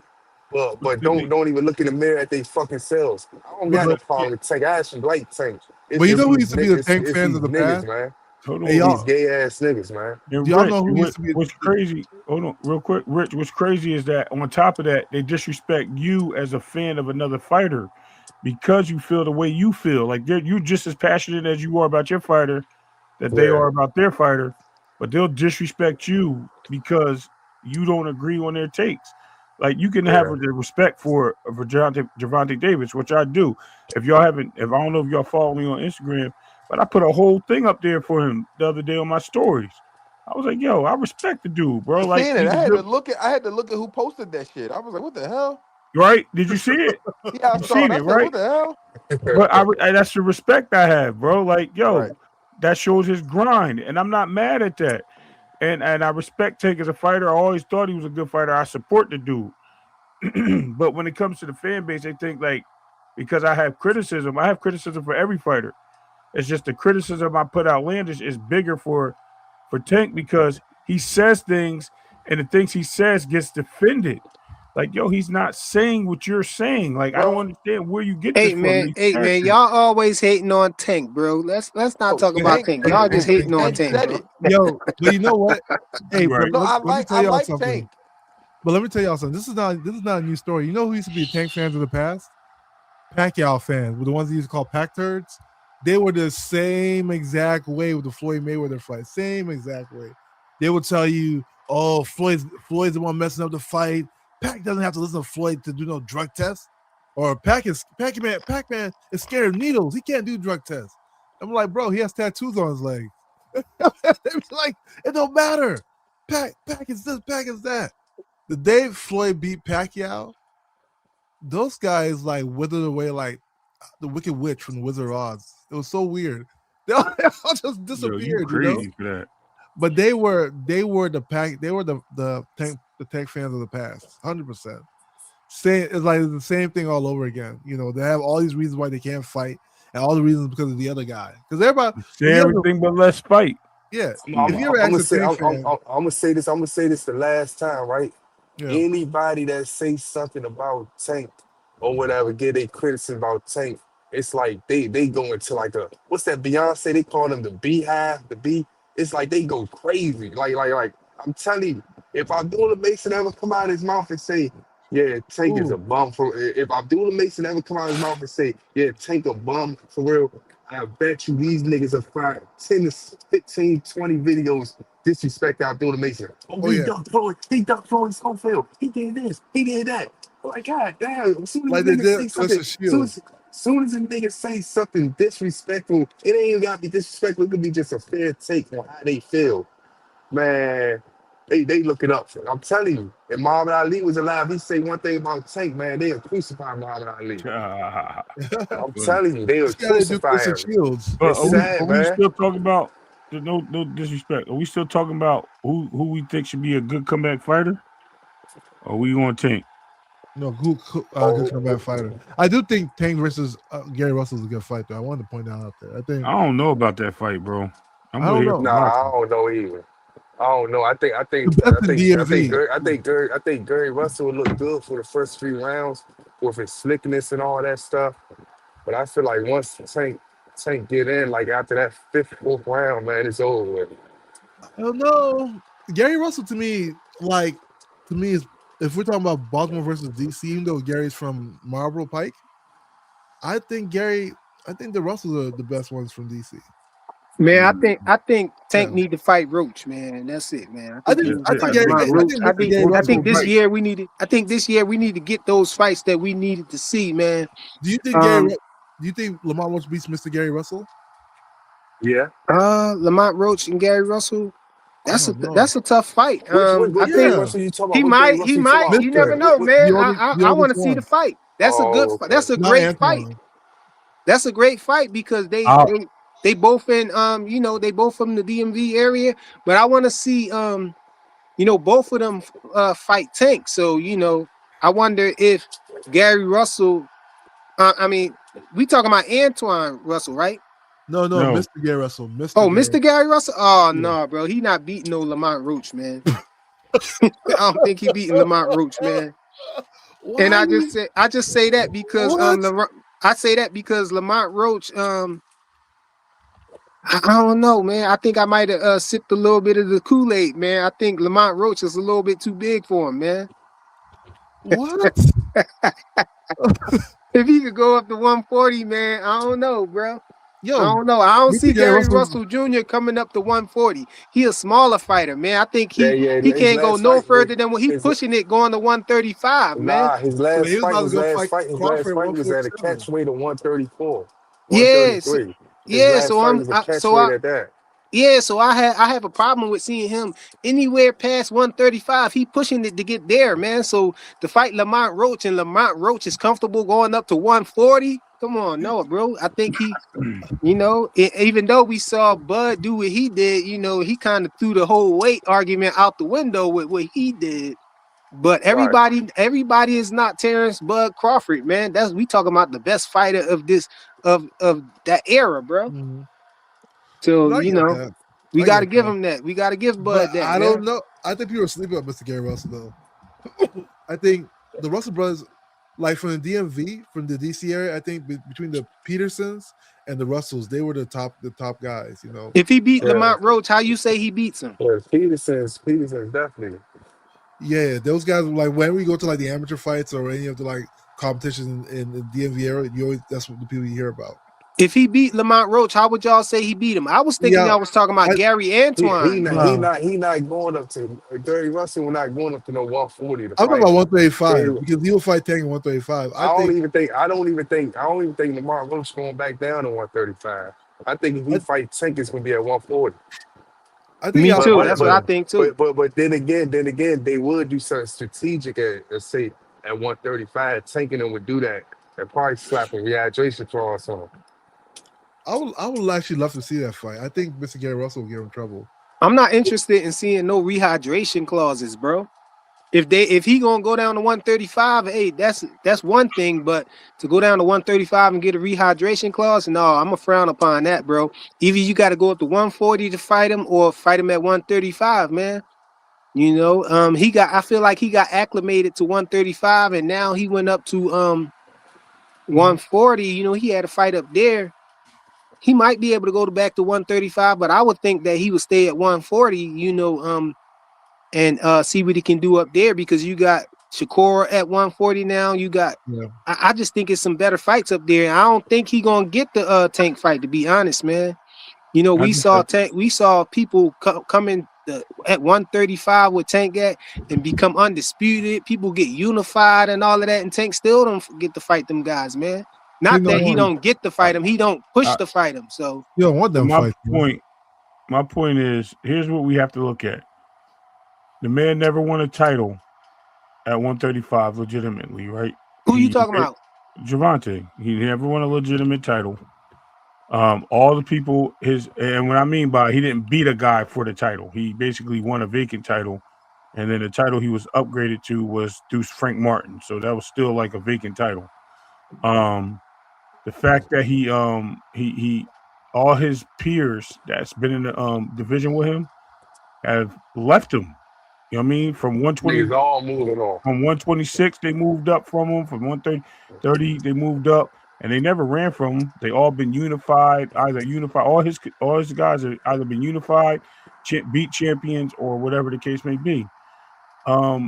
It's just sad to see that in such a great talent of Gervonta, to not see him go out there and do the things that they have done or call for it. And then the one time he called somebody out, and Lomachenko, which his fans say he don't care about the belts, he want the unified title. Like the whole thing for him fighting them was the unified.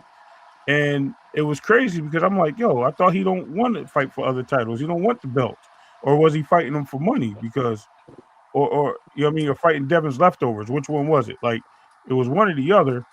And we have to look at it in the sense of I think that dude does deserve the respect, but he does have to give us a fight we need to see in 2026. And if it is that fight with that he put in that Twitter page, cool, so be it. I mean, that was punch drunk, so I don't know if that's serious or not, but you know, hopefully it's so. We'll see. What about what the Queen said? Y'all can see the screen. She said frequent Roach was initially 140 pounds. He went back down 2 weight classes. And if that's true, I didn't know he was at one. He was at 140. Let me tell you how that works. My cousin's actually at 140 right now. He's a 135 pound. He wanted to fight at 135. Sometimes it's the fights they pick for you is where the weight classes are. You can go back into many fights and see where people fought. Bud started at 140 and went back to 135 and then went up. He won a belt and then he went up. Multiple fighters fight in different weight classes. Tank started at one. He had some fights at 130. He had some fights at 126. He didn't start off at 126 and stay there. He had fights in a round. All right, Ramon made it a little more clear now. What he was talking about, I think he said they sabotaged Tank's bag, so I believe he need to fight whoever he want to. So I think he talking about the Jake Paul fight. Was sabotage, Jake Paul kicking him out of the fight, sabotaging his bag. Nobody sabotaged nothing. He was supposed to get that Lamont Roach rematch, man. Nobody give a fuck about that Jake Paul fight, man. To be honest with you, he's supposed to get that. He was supposed to get that Lamont Roach. He was supposed to get that Lamont Roach rematch. That's what he was supposed to do. Like I don't even know why people even mad about Jake Paul and AJ. Why that's even a discussion. He's supposed to get that Lamont Roach rematch. You're not in his pockets. You're not making love with him. You're not doing nothing with him. Fuck all that money stuff and all that shit. We want to see niggas fight. We want to see niggas that fight. We want to see fight. As boxers, we don't want to see fights. We don't want to be all pressed about, oh yeah, but he ain't make this much money. Or he ain't do this. So what? You think they just trying to justify him not fighting these guys? Listen, it ain't my pockets, man. So I could care. Even if it was my favorite fighter, I want to see the best fights, man. That's all. The Queen said Roach was initially there, just what she said, because she said him and my son used to train together. So she's saying, she know for a fact that Lamont Roach was at 140 already. So, but that's my thing, though. I think that Lamont Roach is probably going to stay at 140, and so I feel like, he might be a little too big to be talking about Gary Russell Jr. fight. I think Gary Antoine Russell is that will be more of a thing, that can come to fruition as far as, him fighting one of the Russell brothers and everything. That's why I initially thought that you was talking about boxing, Hackett. What is that? Roach fighting Gary Antoine Russell, and not Gary Russell Jr. Because Gary Russell Jr. he's smaller. He a 135-pound fighter. Roach just came from 130, man. Roach ain't that big. You ain't hear what Arena said, man? She said, he was at 140 and then he moved 2 weight classes down. She said him and her son used to train together. That's how she know, bro. He go with Gary Russell. Gary Russell never fought at 135, I think, a day in his life. Exactly. He a smaller guy. But Gary Russell was about to fight Terrence Crawford at 147, guys. He just had a catch weight at 133, 134, some shit like that. You can go and look it up. He Yeah. beat the shit out of that Spanish nigga. That was a catch weight at 130. You ain't even heard of no shit like that. A catch weight at 134 or some shit like that. Hmm. Yeah, So, I agree with Rich, man. You know, so, Gary so Russell he Jr. and then He you ever be beside these guys? They small as shit. Arena, you should be yeah, I going to think that gym. Who, Gary Russell? No, I was asking Arena, do they still be going to that gym? Lamont he Roach. said Nigga Lamont small. Roach. I He never been said to Lamont Lamont Roach Roach. gym before. Lamont Roach ain't going nowhere, Rich. That's what Ramon said. I guess he's saying, Lamont- you know, Lamont Roach staying at 140, or you know, he gonna be there. Oh.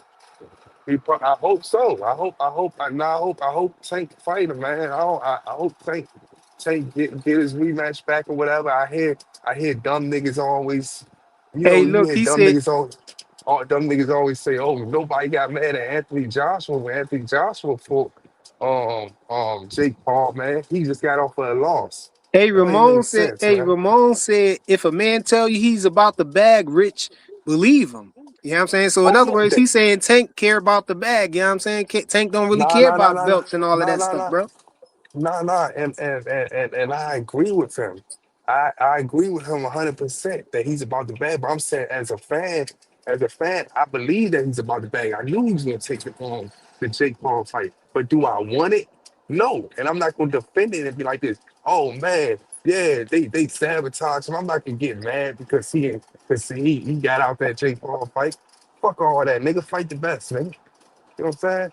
But I understand that's what he do. I wouldn't be surprised if he fight one of them screamers next. I Hey man, wouldn't be that's why I made surprised. it known. I said I don't really like the way he moving, but you know, Yeah, You might as I well wouldn't fight be Dean the surprised. Great. I wouldn't be surprised if Tank fight one of those screamers next. You fight Dean the I Great or wouldn't, somebody and like I'd be that. happy for him to get that money. But if he ever loses that fight, I'm not gonna sit there and no, defend it. he I'm gonna not gonna sit there and defend or co-sign it. Man, why he had to lose that fight against Jake Paul? Man, that's crazy, man. Why he ain't get no money? Get the fuck out of here. I don't give a fuck about that nigga money. no. I really think that he about to fight Pitbull though. But back to Nah, 147 though, man. Y'all think Keyshawn really gonna do what he said? You know, y'all really think after this fight with Jermaine Ortiz, he gonna try, you know, get in position to fight one of these fighters at 147?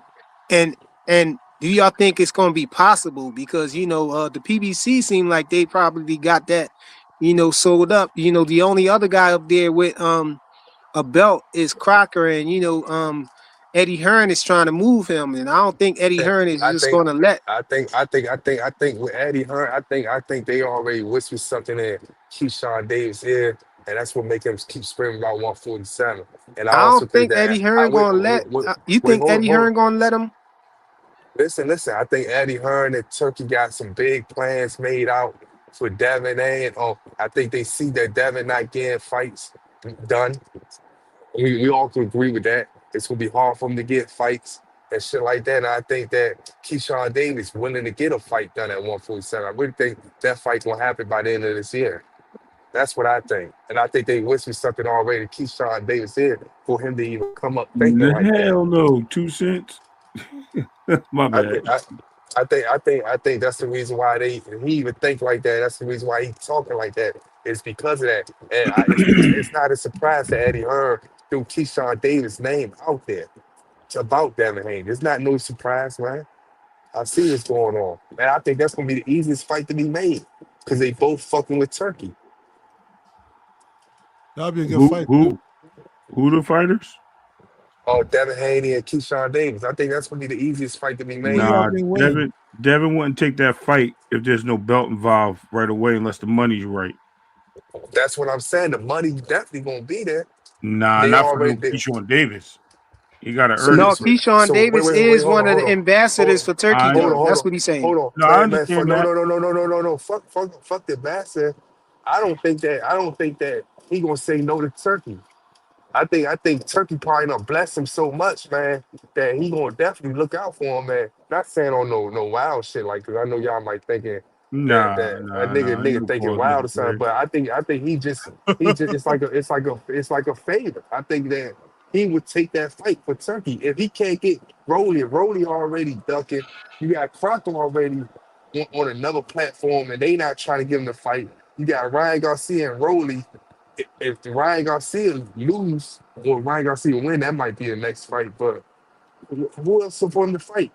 They Hey, not that's gonna what try to get him. You know that's what I'm what I'm saying? What he saying gonna though, fight his Rich. I bag agree with first? you. I agree with what you saying. I see that. You know, I can see what you saying as far as them mapping out Yeah, plan why would for Keyshawn Davis, for Devin and Keyshawn all ain't that. gonna come out of nowhere But and say that for no reason. but And also that's what but I'm trying to also tell the y'all. It's but somebody in also the you team gotta that's telling what's going on. But also, you got to look at the fact that Devin Haney is trying to become undisputed up there. And so Yeah. I think that it's a possibility that Turkey is about to fund, Devin, to fight Crocker, Lewis Crocker or Okay. whatnot, because Okay. because I feel like Turkey is invested in Devin Haney. Devin Haney signed a 3-fight deal with him. I think that he's trying to fight. He's in the past been showing that he's openly trying to look for fights for Devin Haney, offering these different fighters a fight with Devin Haney, and it coming out the Devin Haney having this 3-fight deal. I think that it's not, it wouldn't be strange if Turkey Al-Sheikh just decided to fund, Devin fighting Crocker, putting that fight on. But I could see what you were saying about Yeah. Keyshawn Davis too, because he do work with Turkey too. In the past, we And then saw him work with him. Eddie Hearn. And I mean, then wasn't Keyshawn Davis on that top 10 list of who he want to fight? Yep. Yeah, he Okay. was. Yeah, He was number Yeah. 7. So I don't feel like that fight gonna be really that hard unless because Keyshawn did say on the ring he said he will get a belt at 147 and then probably have a bigger fight. So he might be right. He might have to get a belt at 147. That's what I Then think we fight have to somebody. do. Then fight that. But I think that fight will be easier to be made before that Shakur and Tank fight. Point blank period. So I think that fight would be made by Oh the end of yeah, this yeah. year. In the case of If that, everything yes. if everything goes smooth with these fighters, now I think that fight will be made by the end of this year. Shakur And I and think it's a Tank. I know good you fight. ain't say that, bro. What has Shakur done, bro? What's Shakur done? You stupid. Man, that fight, that You shit, stupid. that shit done sell. We don't even want that fight no more, man. Fuck that nigga. We don't even want that shit. Tank Had they said, what has fans, he had they done, fans, bro? had they fans get mad. We don't even want that fight no more. We don't even want that shit. Everybody looking past that man now. What the Shakur and Devin and Tank Yeah, fight? man, that shit too much, man. Like, and then these fans make it too much. Like, they still talking about A sides and B sides when you got a nigga that said, when you got a nigga that said, man, I pay this nigga 100 million, I pay this nigga 50 million, man, just get in the ring. Nigga Yeah, still he'll talking send him some about boxing gloves.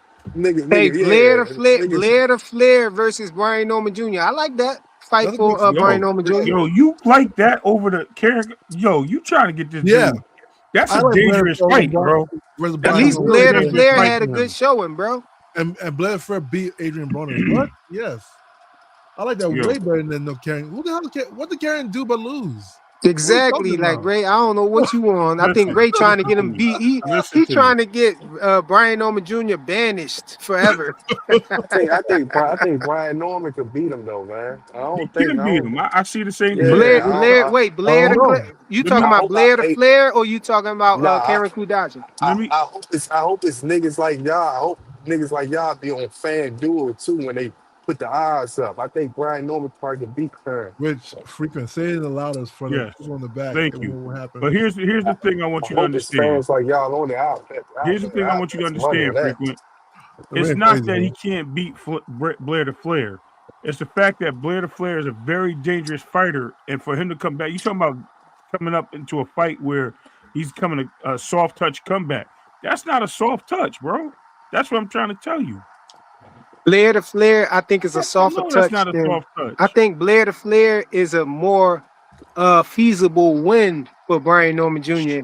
than Karen Crazy. Kudaji. I You're don't know why. I just feel crazy. like that, man. I just feel like Hey, that. I'm glad you feel that way, but I'm That's a telling you, fun fight, bro.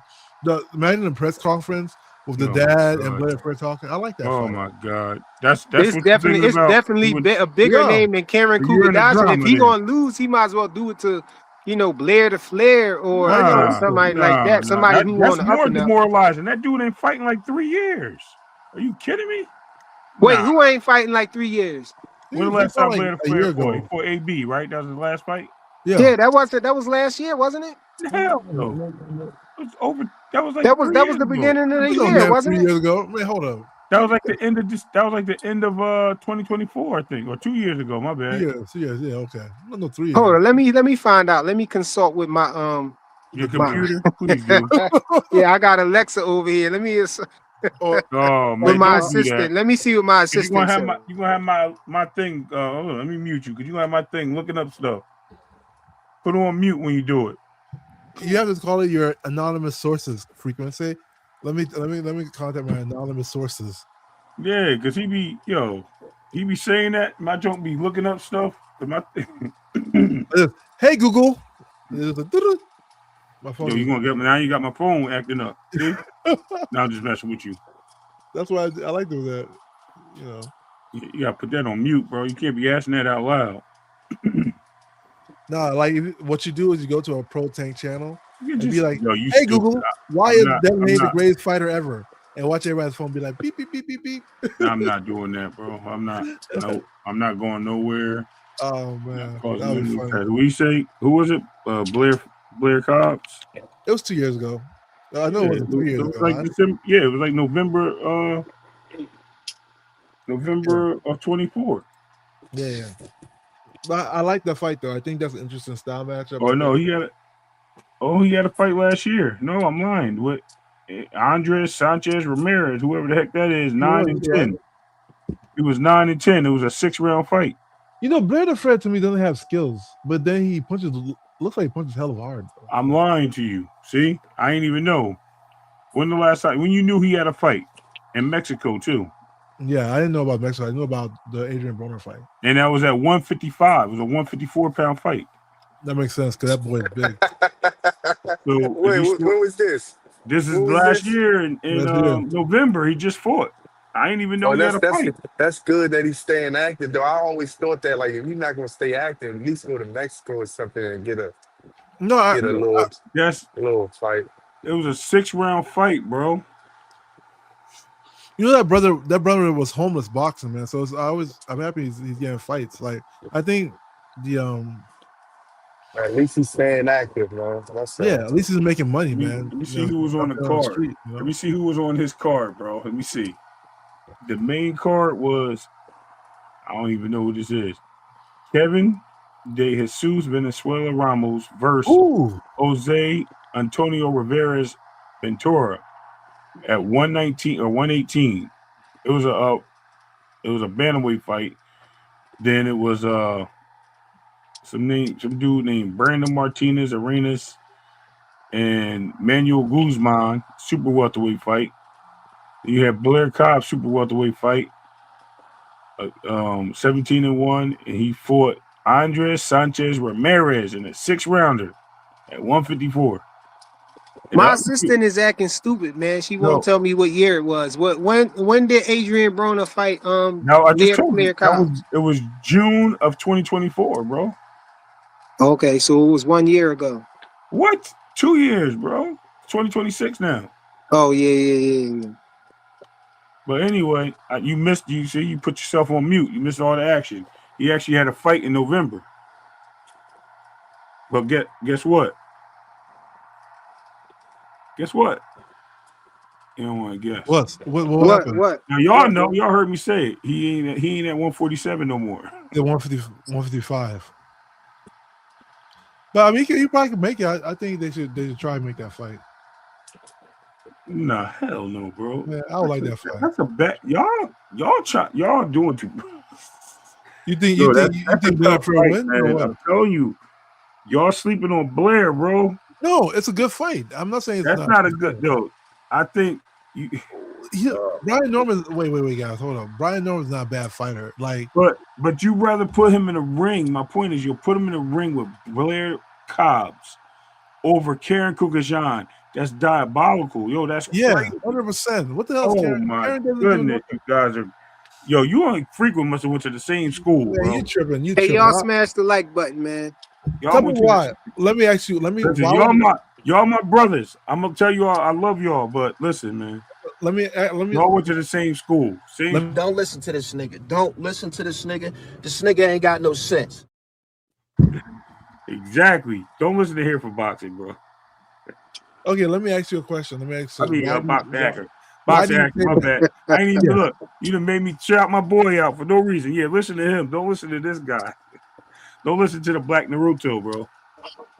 That's right. So wait. On top of that, you know what I mean? His chakra magic is dying. He ran out of chakra. But let me ask you, why then? Why what? Why would you pick Karen? Because it's low risk, high reward. Very much so. Karen is a legitimate fighter that we seen him in the ring against a champion. And who has Karen beat, bro? He ain't beat nobody. Karen is famous for losing the boots, but not getting knocked out. And Blair Collins is famous for beating AB. Who was That's right. AB is sturdy. Hold on. No, you cut. Look, I'll let you say it before that 140. And not only AB came in there looking crazy and drunk and got his teeth knocked out, his daggone arm broken and all that. Come on, bro. I ain't gonna let you disrespect AB like that, man. AB is sturdy, man. He a 4-division champion. AB disrespected him. Or is it 5? By getting in that fight. That's how what many happened. divisions was here, AB a champion in, bro? Oh, I want to hear. So wait, you're saying that Karen Kugudadjian is high risk, high reward? Is that what you're saying? No, I did not say that. Was he low risk, high reward? I think he's a lower risk, and I think he's a better tune-up fight for Brian Norman than Blair Cobbs. Okay, so I'll argue with you there, right? Oh no, I don't want to argue. No. Come on, bro. Let Boxing Hacker get his bars off. He can get them off, but I'm not arguing. So when it comes to low risk, Karen Kugudadjian has really good footwork. Like, let's not. It's like I said, it's different. Yeah, they went to the same school. Hold on, let me mute myself. There's two different schools of thoughts, right? But it's still very good footwork. We don't know how good Karen really is, you know, to say that it's gonna be just like a easy fight. However, what we do know is that as far as like out the ring antics, I think Blair Cobbs will bring more excitement to the fight. Blair Cobbs fought Adrian Broner, and they tried to sell the fight really well.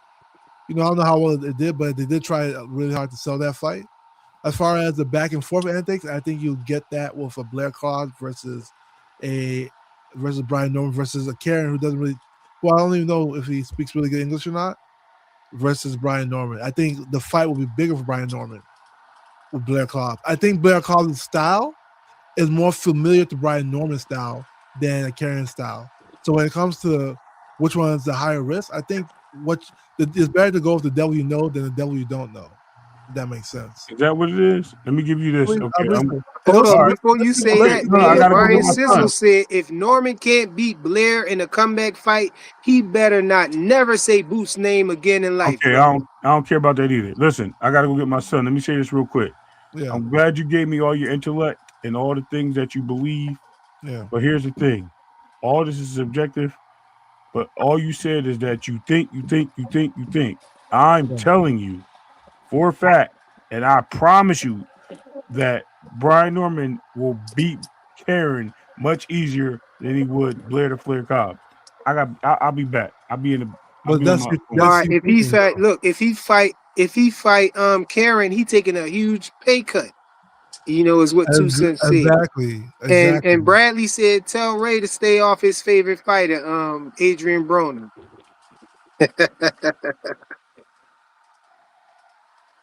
Yeah, man, I agree with you, Boxing Hacker. I don't think that. I think the Blair Cobbs fight is way better. I don't know. Yeah, it's like you said, it's a style that he's more familiar with. Yeah. You know, him coming off of losing to Devin Haney, I wouldn't think that you would want to put him in there with a fighter who can possibly bring those attributes to the table, you know, that you had trouble with. You know, that's not an easy look for me. That's more so of what Devin Haney kind of was doing, you know, trying to come back and fight somebody who is known for a left hook, but whereas he can practice for what he was going to do to Ryan Garcia when he fought Ramirez. I think that the fight looked the way it looked because Devin Haney was actually training for how he was going to box Ryan Garcia. I think when he fought Ryan Garcia counter him off the jab. And so everybody was saying Devin was a sucker for a left hook. And, you know, fighters were going to come in there.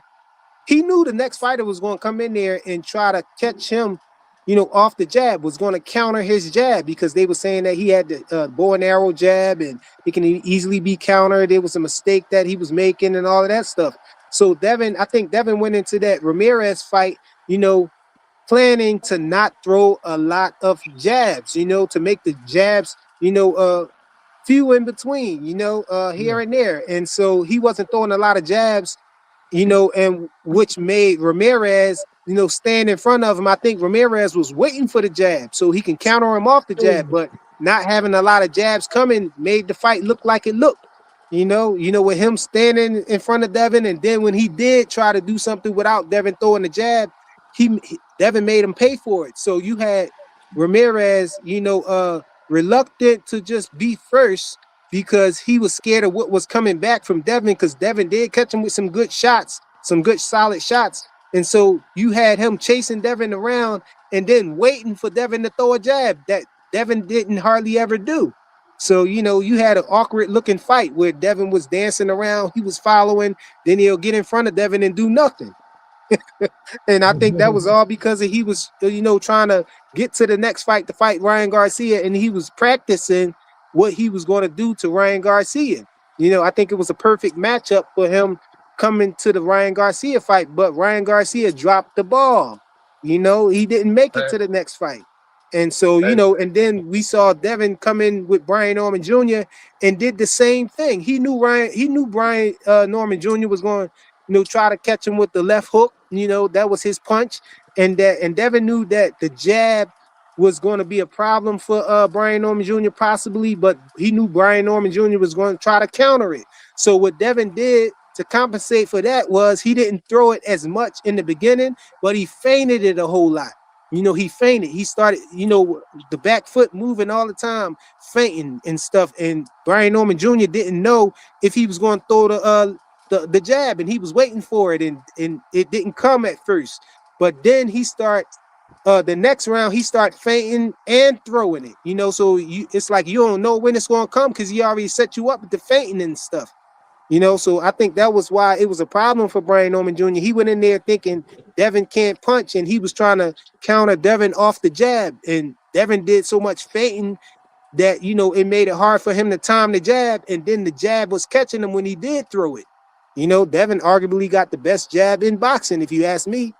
And so, you know, it just was a problem for Brian Norman Jr., man. That jab and the feinting and, you know, just the speed and the footwork.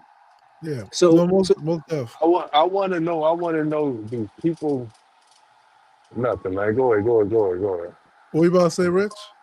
I would just want to know, like, because I'm gonna keep saying this, and you brought up something too about that. You said you was on Cam J or one of those niggas on shit, and they was all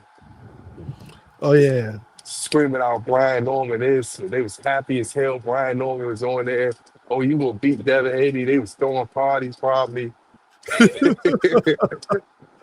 but I bet you these the same niggas, right? Yes. Everybody that was on there that was probably saying, "Oh, we knew this was gonna happen," and this, that, and the third. And it's sad, man. They probably even took the videos down. Yo, it was so. I told Cam. I always tell Cam when I see him, like, Cam, me, you were on the same live with freaking Brian Norman C, and you were like, "Oh, Devin about to die. Devin about to die." I told you, hey, I don't think Devin can beat him. I told Brian Norman C, I don't think his son can beat him. You know, I was the only person that said that. The day Brian Norman Devin beat Brian Norman, Cam came out talking about, "Oh, I knew that's how he's gonna beat him." I was like, Cam, what you talking about? What are you talking about, dude? You know, sad, man. That shit gotta stop. Like, I understand that you don't like him because he don't like your favorite fighter or something like that. I really don't understand it, but I am to the point where anybody that about to fight him or you just hate on a motherfucker for no reason like that, that's sad, man. That's what I was telling Frequent. If Devin beats Boots, they're gonna be like, who's Boots? Hey, real quick, man, I don't want to think about that right now, but I was gonna say though, you know, shout out to Jab Queen Boxing, man. Jab Queen, she had that she had that interview of Brian Norman Jr. before the fight. And I was up in there, heckling her and everything. You know what I'm saying? And she was talking to Brian Norman Jr. and I don't know if she saw one of the comments that I made in the chat, but she was like, people always saying that you can't box. She said, they talking about you only got a puncher's chance and all that. She was saying, I want you to go in there. I really wish you would go in there and show him that you can box and just box Devin Haney head off. And I was in the chat like, yo, man, I wish he would go in there thinking he could box Devin Haney, man. It's gonna be bad for him. Yeah, I mean, and I always say, yo, she put a battery in his back, bro. She was telling him all that, and he was all laughing and but stuff. You know what I'm saying? The thing about it is, they really had popcorn ready, thinking that Devin Haney was gonna get knocked out. They really was waiting to make their channel. They probably had how y'all be having that shit on y'all channels at 11 o'clock, live stream coming up, pop up or whatever. Before 11 o'clock come, they had that shit already on there. It'd be pre-man loaded. They probably had it already loaded that Devin Haney knocked out. Yo, but I just thought that was funny as hell, man. I always play around and say, like, yo, Jab Queen put the battery in his back and got that boy beat.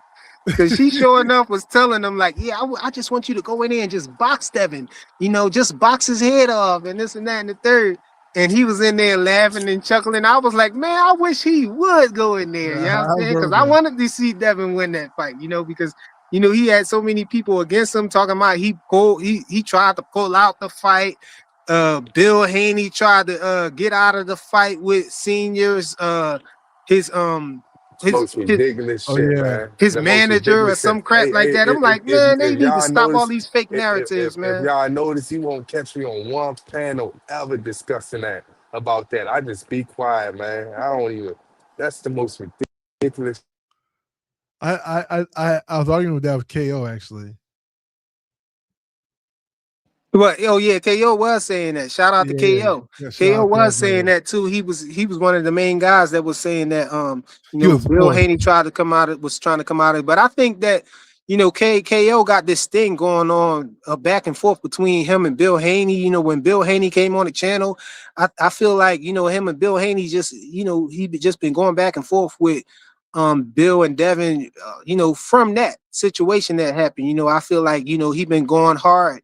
Against Devin and Bill Haney ever since Bill came on the channel that time or whatnot. Oh yeah. But he was one of the guys that was saying that Bill tried to pull out of the fight and all of that stuff. I understand where he was getting it from. I see what he was trying to say, where he got it from, but I just thought that it was nonsense and everything. I just thought that Bill, it didn't make no sense that Bill Haney and them had him on the list. And they went down the line of trying to fight these other people, that people thought he didn't want to fight, with Boots, they sent Boots an offer, it was T.O., I think, had an offer, it was one other guy that had an offer too, but, it ended up landing on Brian Norman Jr. and they took the fight, and I think they took it because they thought that Brian Norman Jr. Could knock Devin out and they thought that Devin couldn't punch. But, we saw Devin's list. And his list had some guys on there, that people was thinking, oh, Devin can't beat him. Like Boots was one of them, and Brian Norman Jr. was one of them that they thought that Devin really didn't want that fight, and so to see that fight, be made, between Devin and Brian Norman Jr., I think that was the natural reaction from people to say that, oh, Devin, why, to wonder why Devin took that fight. But I was thinking that it was an easy fight for Devin. I was like, yo, that's, it's set up perfect for Devin, that fight right there, because, he's somebody that's green. The reasons why I was saying that Brian Norman Jr. was going to lose, I was saying that, because Brian Norman Jr. was a new champion. I was feeling like he was still green. He didn't have the experience Devin had. I felt like Devin had the attributes to give him problems, and we saw that right cross put him down. The only time I ever saw him get put down is from a right cross, and we saw Devin Haney throw that right cross good, you know what I'm saying, against George Kambosos. You know, we saw him jab and right cross the hell out of George Kambosos in that second fight. So I was like, oh man, this could be a problem. I was questioning Brian Norman Jr.'s chin too. You know, and now I'm really questioning this chin. You know, and that's the thing about it though. Whether people like it or not, that's just a better sparring event to Devin Haney. You know what I'm saying? So salute, man. That shit. I want to see him and Ryan Garcia. I don't know why Ryan Garcia jumping into this fight that he's jumping into. he ducking, bro. He ducking. I bet you that's what he's going to try to do. Ryan Garcia is going to try to fight Barrios. If he beat Barrios, he going to try to fight Rolly Romero and not Devin. I bet you. Ryan Garcia could be fighting Devin right now. Why are you fighting? Why are you fighting Barrios? I ain't gonna lie to you. That'd be a good fight though, him and Rolly.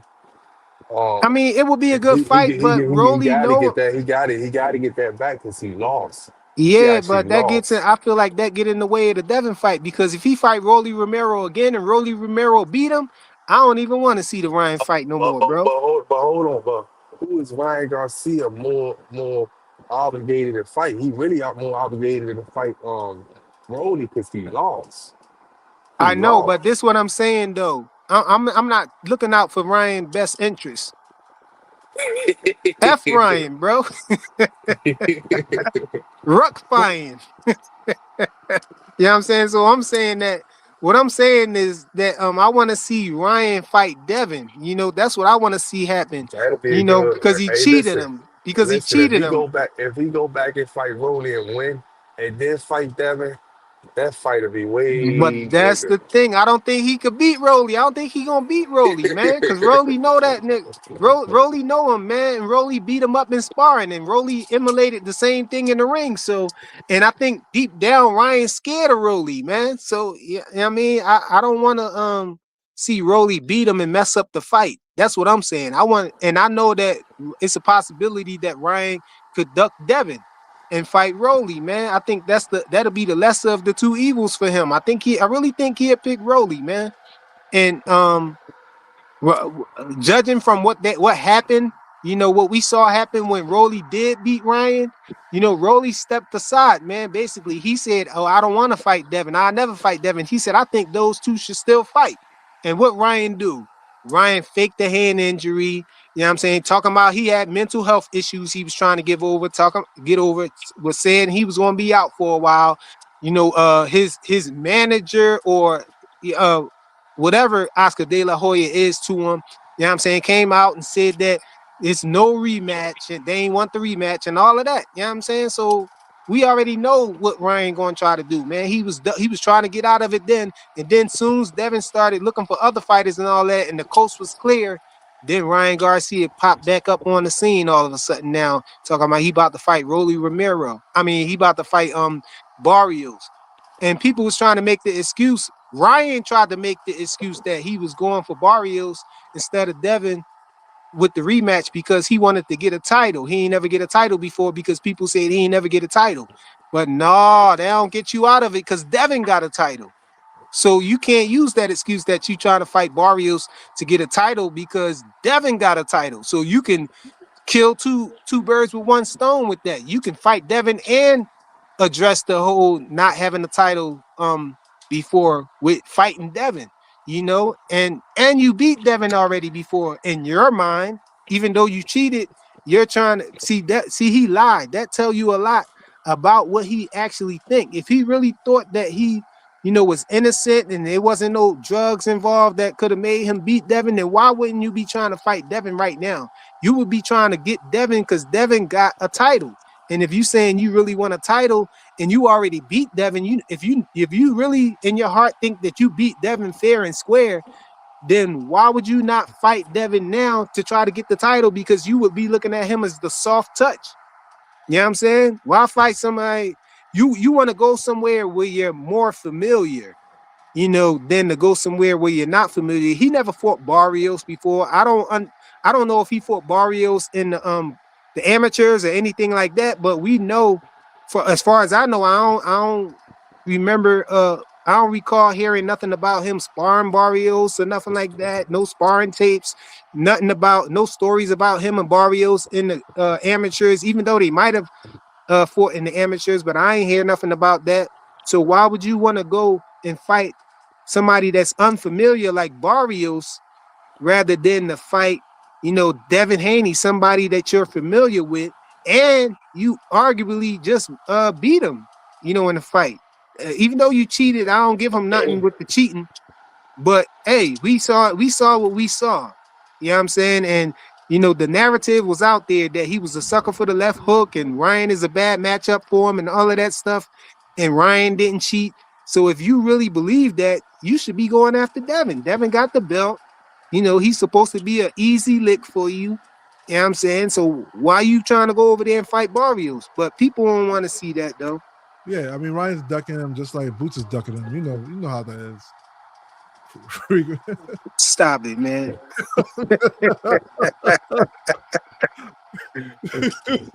Stop it, man. Boots ain't duck nobody, man. I think them fighters is ducking Boots, man. I ain't saying Devin ducking Boots.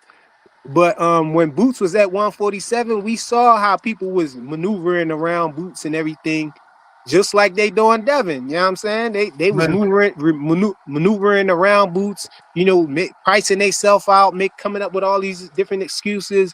Boots actually had to make a sacrifice in his own pay to get Stanionis to take the bait and fight him. Them dudes ain't want no smoke with Boots, man. I don't know. Brian Norman, I think Brian Norman made some pretty good points though, right? He made some points about that fight.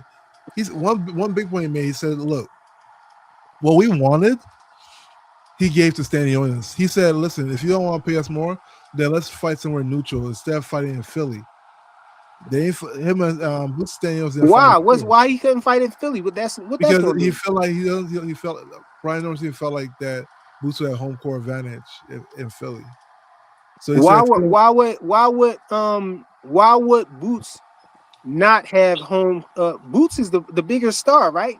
Boots was the A side clearly to that situation. Yeah, but he's the A side to Stanionis too. And he gave Stanionis what he wanted. Yeah, but see how I look at that. He paid Stanionis the money that Brian Norman Sr. was asking for. But the way I look at it like that, Boots was running out of time. So he had.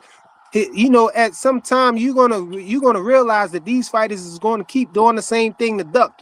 So I think Boots was, he was really in a desperate situation. Boots was he was getting too big for the weight class already, and he knew he needed to move up, but he really wanted to become undisputed or at least become unified. So when Brian Norman Jr. priced himself out, and then Stanionis was doing the same thing, I think Boots was like, I don't got time for all this. Let me go ahead and make the sacrifice and try to get this fight, because if this don't happen right here, I'm gonna move up. So I think that Boots only did that he only did that with Stanionis because Boots knew that he had to move up, so he made that sacrifice. I think if it was Stanionis that he was trying to fight first, and Stanionis priced himself out, and then Brian Norman Jr. was next and he was doing the same thing, I think Boots would have made the sacrifice. We would have saw the same thing. I don't think Boots, picked Stanionis to do that with, because he thought that Stanionis was going to be way easier than Brian Norman Jr. Because don't forget, Boots is familiar with Brian Norman Jr. from the sparring. He came down here to Philly, and the word is that he got the paws put on him, bro. He got the paws put on him, so he already knew what it was. I heard that Brian Norman shut down Philly that day, so I don't know. Stop it, man. Stop it, man. No, man. The consensus is that he came down here to Philly and got the paws put on him, bro. I heard that he went to Philly and all the Philly boys took off their Philly hats, man. It was crazy. No, bro, you playing. That's funny. But no, I think that if they was flip-flopped, you know what I'm saying, I think the same thing would have happened, man. Flip-flop is your shit. Flip-flop shit on me. Flip-flop on you and shit like this in your face. Don't crazy be flipping the shit. I think if it was flipped around, I think Boots would have did the same thing for him, man. He would have gave him the the same sacrifice that he gave Stanionis. And I think, you know, we would have saw Boots beat Brian Norman Jr. instead of Stanionis, and then he would have moved up right after the fight, after he became unified. That's what I think. I don't think he ducked Brian Norman Jr., you know, or nothing crazy like that. Hey, you know what I just realized though while y'all talking? I realized Brian Norman was talking a bunch of shit about Eddie Hearn too. And Eddie Hearn got to watch Devin Haney beat him. Brian Norman Sr. Yeah. Yeah, he used to be But Eddie Hearn was disrespectful. talking crazy about Devin too, though. That's what I'm saying. That's crazy. I mean, not Brian Norman. Eddie Hearn was he was saying some things about Devin too, saying that Devin needed to do some soul searching and all this crazy type of stuff he was saying. He said something to that nature that Devin need to, you know, find himself, you know, and all of that. He don't think Devin is the same fighter. He also said that they clip out a lot of stuff that he said though. Oh yeah. They do be chopping and screwing stuff and doing the editing. He said they clip out a lot of shit. Yeah, I just think boxing hecker don't like Boots, man, because I find it hard to see. No. It's somebody. This what the case is with boxing hacker. It's somebody that's doing extreme stuff or YouTube shit that boxing hacker just don't like, and they a fan of Boots and Tank. Oh yeah. Oh, so he naturally try to go at Boots. Nah, he don't. He know Boots good, man. He just trying to. He just ain't fucking with him. He just fucking with. He just don't fuck with him because somebody that he don't like that be doing his YouTube shit. That you like know about Boots and Tank. team by any means. Nah, no. I'm saying you think that somebody that you don't like somebody that do something. I don't know who it is, but ain't no way you go at Boots and Tank the way you do, man. You go at both of them like you got natural hate towards him. Nah. The way they go at Tank and Devin and Shakur is crazy. Like the way people act like I hey, Boots get some of that scrutiny too, man. No, you got people hating on Boots. I'm down, Philly boy. No, Philly guys just go for their guy. I get that. You know, it's funny. Like I heard another Philly guy tell me that Boots is going to be the next face of boxing. I'm like, bro, if you walk outside Philly, ask who Boots is, they're gonna take you to the shoe store. Boots no, a lot of those channels that you talking about that be praising Boots, not from Philly, bro. Man, listen. They don't know Boots ain't. How Boots gonna be next face of boxing?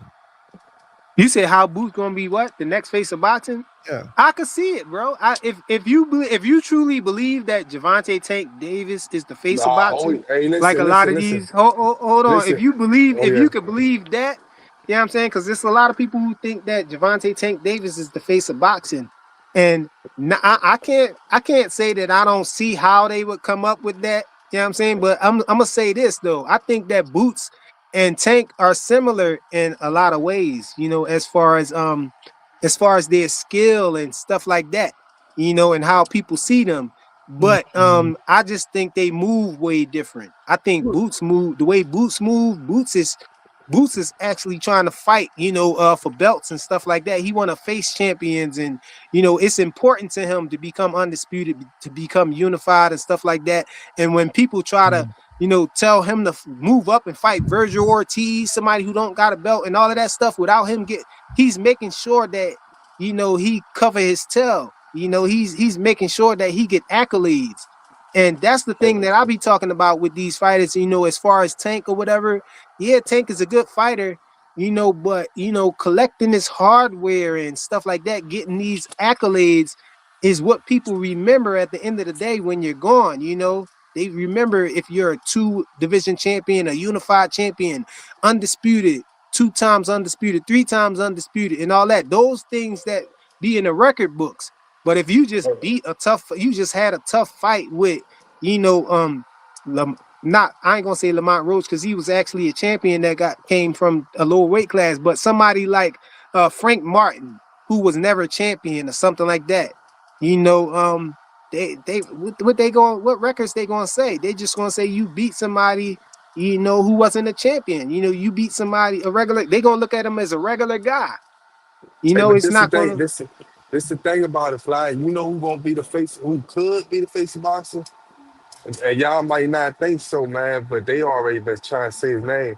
I think Keyshawn, man. I think just the way Keyshawn moved, and that, No, it's too and much tapping going on, bro. I'm nah. not That's gonna what. say But never, but but that's the reason why.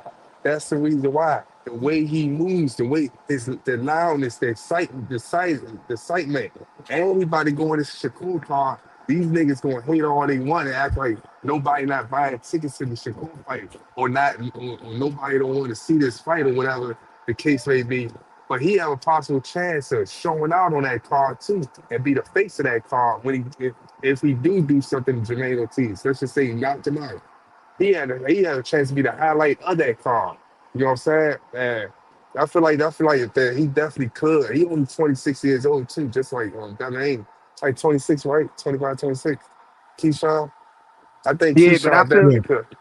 I I think feel like Keyshawn he definitely not a could. like. Just so, I huh? feel like he's not a likely candidate, to be the face of boxing. I feel like, he not a likable talent. He not a likable person that, the powers that be are going to try to, boost up and make that person. I think Turkey Al Sheik, will probably put up some money for him to get in position and stuff like that, because we still got Turkey in the game. But other than that, I think the powers that be, they're trying to manufacture somebody else like Ryan Garcia, bro. You know what Yeah. I'm saying? But I Ryan think if Garcia, Ryan Garcia beat Barrios, man, they're gonna skip him past everybody. Ryan Garcia gonna be the best thing since sliced nah, bread. nah, nah, They nah, nah. gonna forget all about him See, cheating wait, and all of that hold stuff. They gonna hold on, erase that cheating stuff, hold bro. on, hold on. See, you looking at it from that point of view, like best fighting. I'm talking about as far as casuals. I'm talking about as far as like Yo, people they can. already That's what argued that that's that's that's what I'm saying. They already argued that Tank, wasn't the reason why he put up numbers like that it was Ryan Garcia. And there is an argument there. Yeah, But I say it is. it was It because of the definitely. matchup though. I think that if Devin and Ryan Garcia, if Ryan wasn't doing all the antics and stuff that he did, I think that would have probably been a bigger fight. But look at all the antics and stuff that Ryan Garcia did. People was getting their money back for the tickets and everything Yeah, I think. I with think. I Ryan think. Garcia I and all his think. antics. And I then look, think the fight still did. It was like the second best at the Barclays before Tank did his other fight again. It with the was Lamar number Roach. one was Tank. The number one gate at the Barclays was Tank. And then the number two was Devin. And it was only a few thousand away from Tank or whatever, I think. I think. as I far as the think you. gate. I think Ryan Garcia. I think if he do beat him, he definitely have a chance to be the face of Boston. Ryan Garcia too. But I feel like that he going to eventually lose again. So he gonna keep Man, they're losing. gonna erase him. He shouldn't be, being so, he cheated and all of that, he missed weight to do what he did and all of that stuff. Ryan Garcia, I don't really see him as a person with skill like that. He just got that one talent with his speed and his power. With speed, there's power. So his left hook, I'll be lying if I was to say he ain't have a hell of a left hook, but that's all he got though. He don't got no footwork. He don't got good defense. He got mistakes that he make and everything. It seemed like he pulls straight back, a lot, which and keep his chin up so it's easy to catch him. Hey man, If you lunge in at him, I think it Brian Norman matters. Jr. Now, It matters of who you align yourself with. Let's just say. Now let's just say this. I'm not trying to get on top. Let's just say that Keyshawn Davis ended up dating one of these famous R&B singers, and then they start posting on all these other channels and stuff like that. I feel like that's the artist when it comes to like people who start want to look at fights. I feel like that's the reason why people like Tank, because he knocked out people and he was aligned with a bunch of rappers. You know what I'm saying? And shit like that. And I feel like Hmm. that they brought the people out, and that's what made his stock grew higher. You know what I'm saying? So I feel like that's that. It's just who you align yourself with. Ryan Garcia right now, he all around the screaming world. I told you this the other day on your panel. When you I told on somebody else's panel. When you see Ryan Garcia, when you see Ada Ross Terrence Crawford interview, the only person that the casual and all the people that you gotta say he getting over 1 million people looking at his screaming. They writing, they typing all geeks, dorks, whatever them niggas is that be on them in the eight and all shit, right? They all asking about Ryan Garcia and Jake Paul. They ain't asking about nobody else but them two, Ryan Garcia and Jake Paul. You get what I'm saying? So they also asking about Tank. You know what I'm saying? So I feel like that's the only reason why that Keyshawn could. You know what I'm saying? And just the way he act. You know what I'm saying? The Tank and You know, Frank fight held its own. It did. Didn't that happen at the Barclays? nah, that happened in I yeah, they thought it did happened happen in New in. York at the Barclays. Yeah, they did.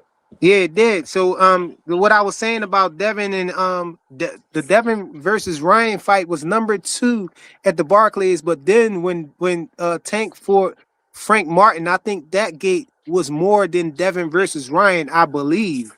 I mean, correct me. I might be wrong, but I think that Tank, he beat with that live gate, he beat what Devin and Ryan did. And so the highest 2 at the Barclays is both Tank, I think. His fight with Ryan Garcia was number 1. And then I believe his second, the second one is him with Frank Martin at the Barclays. And then it's Devin at number 3 now, because I think Tank, you know what I'm saying, he got the first 2 now.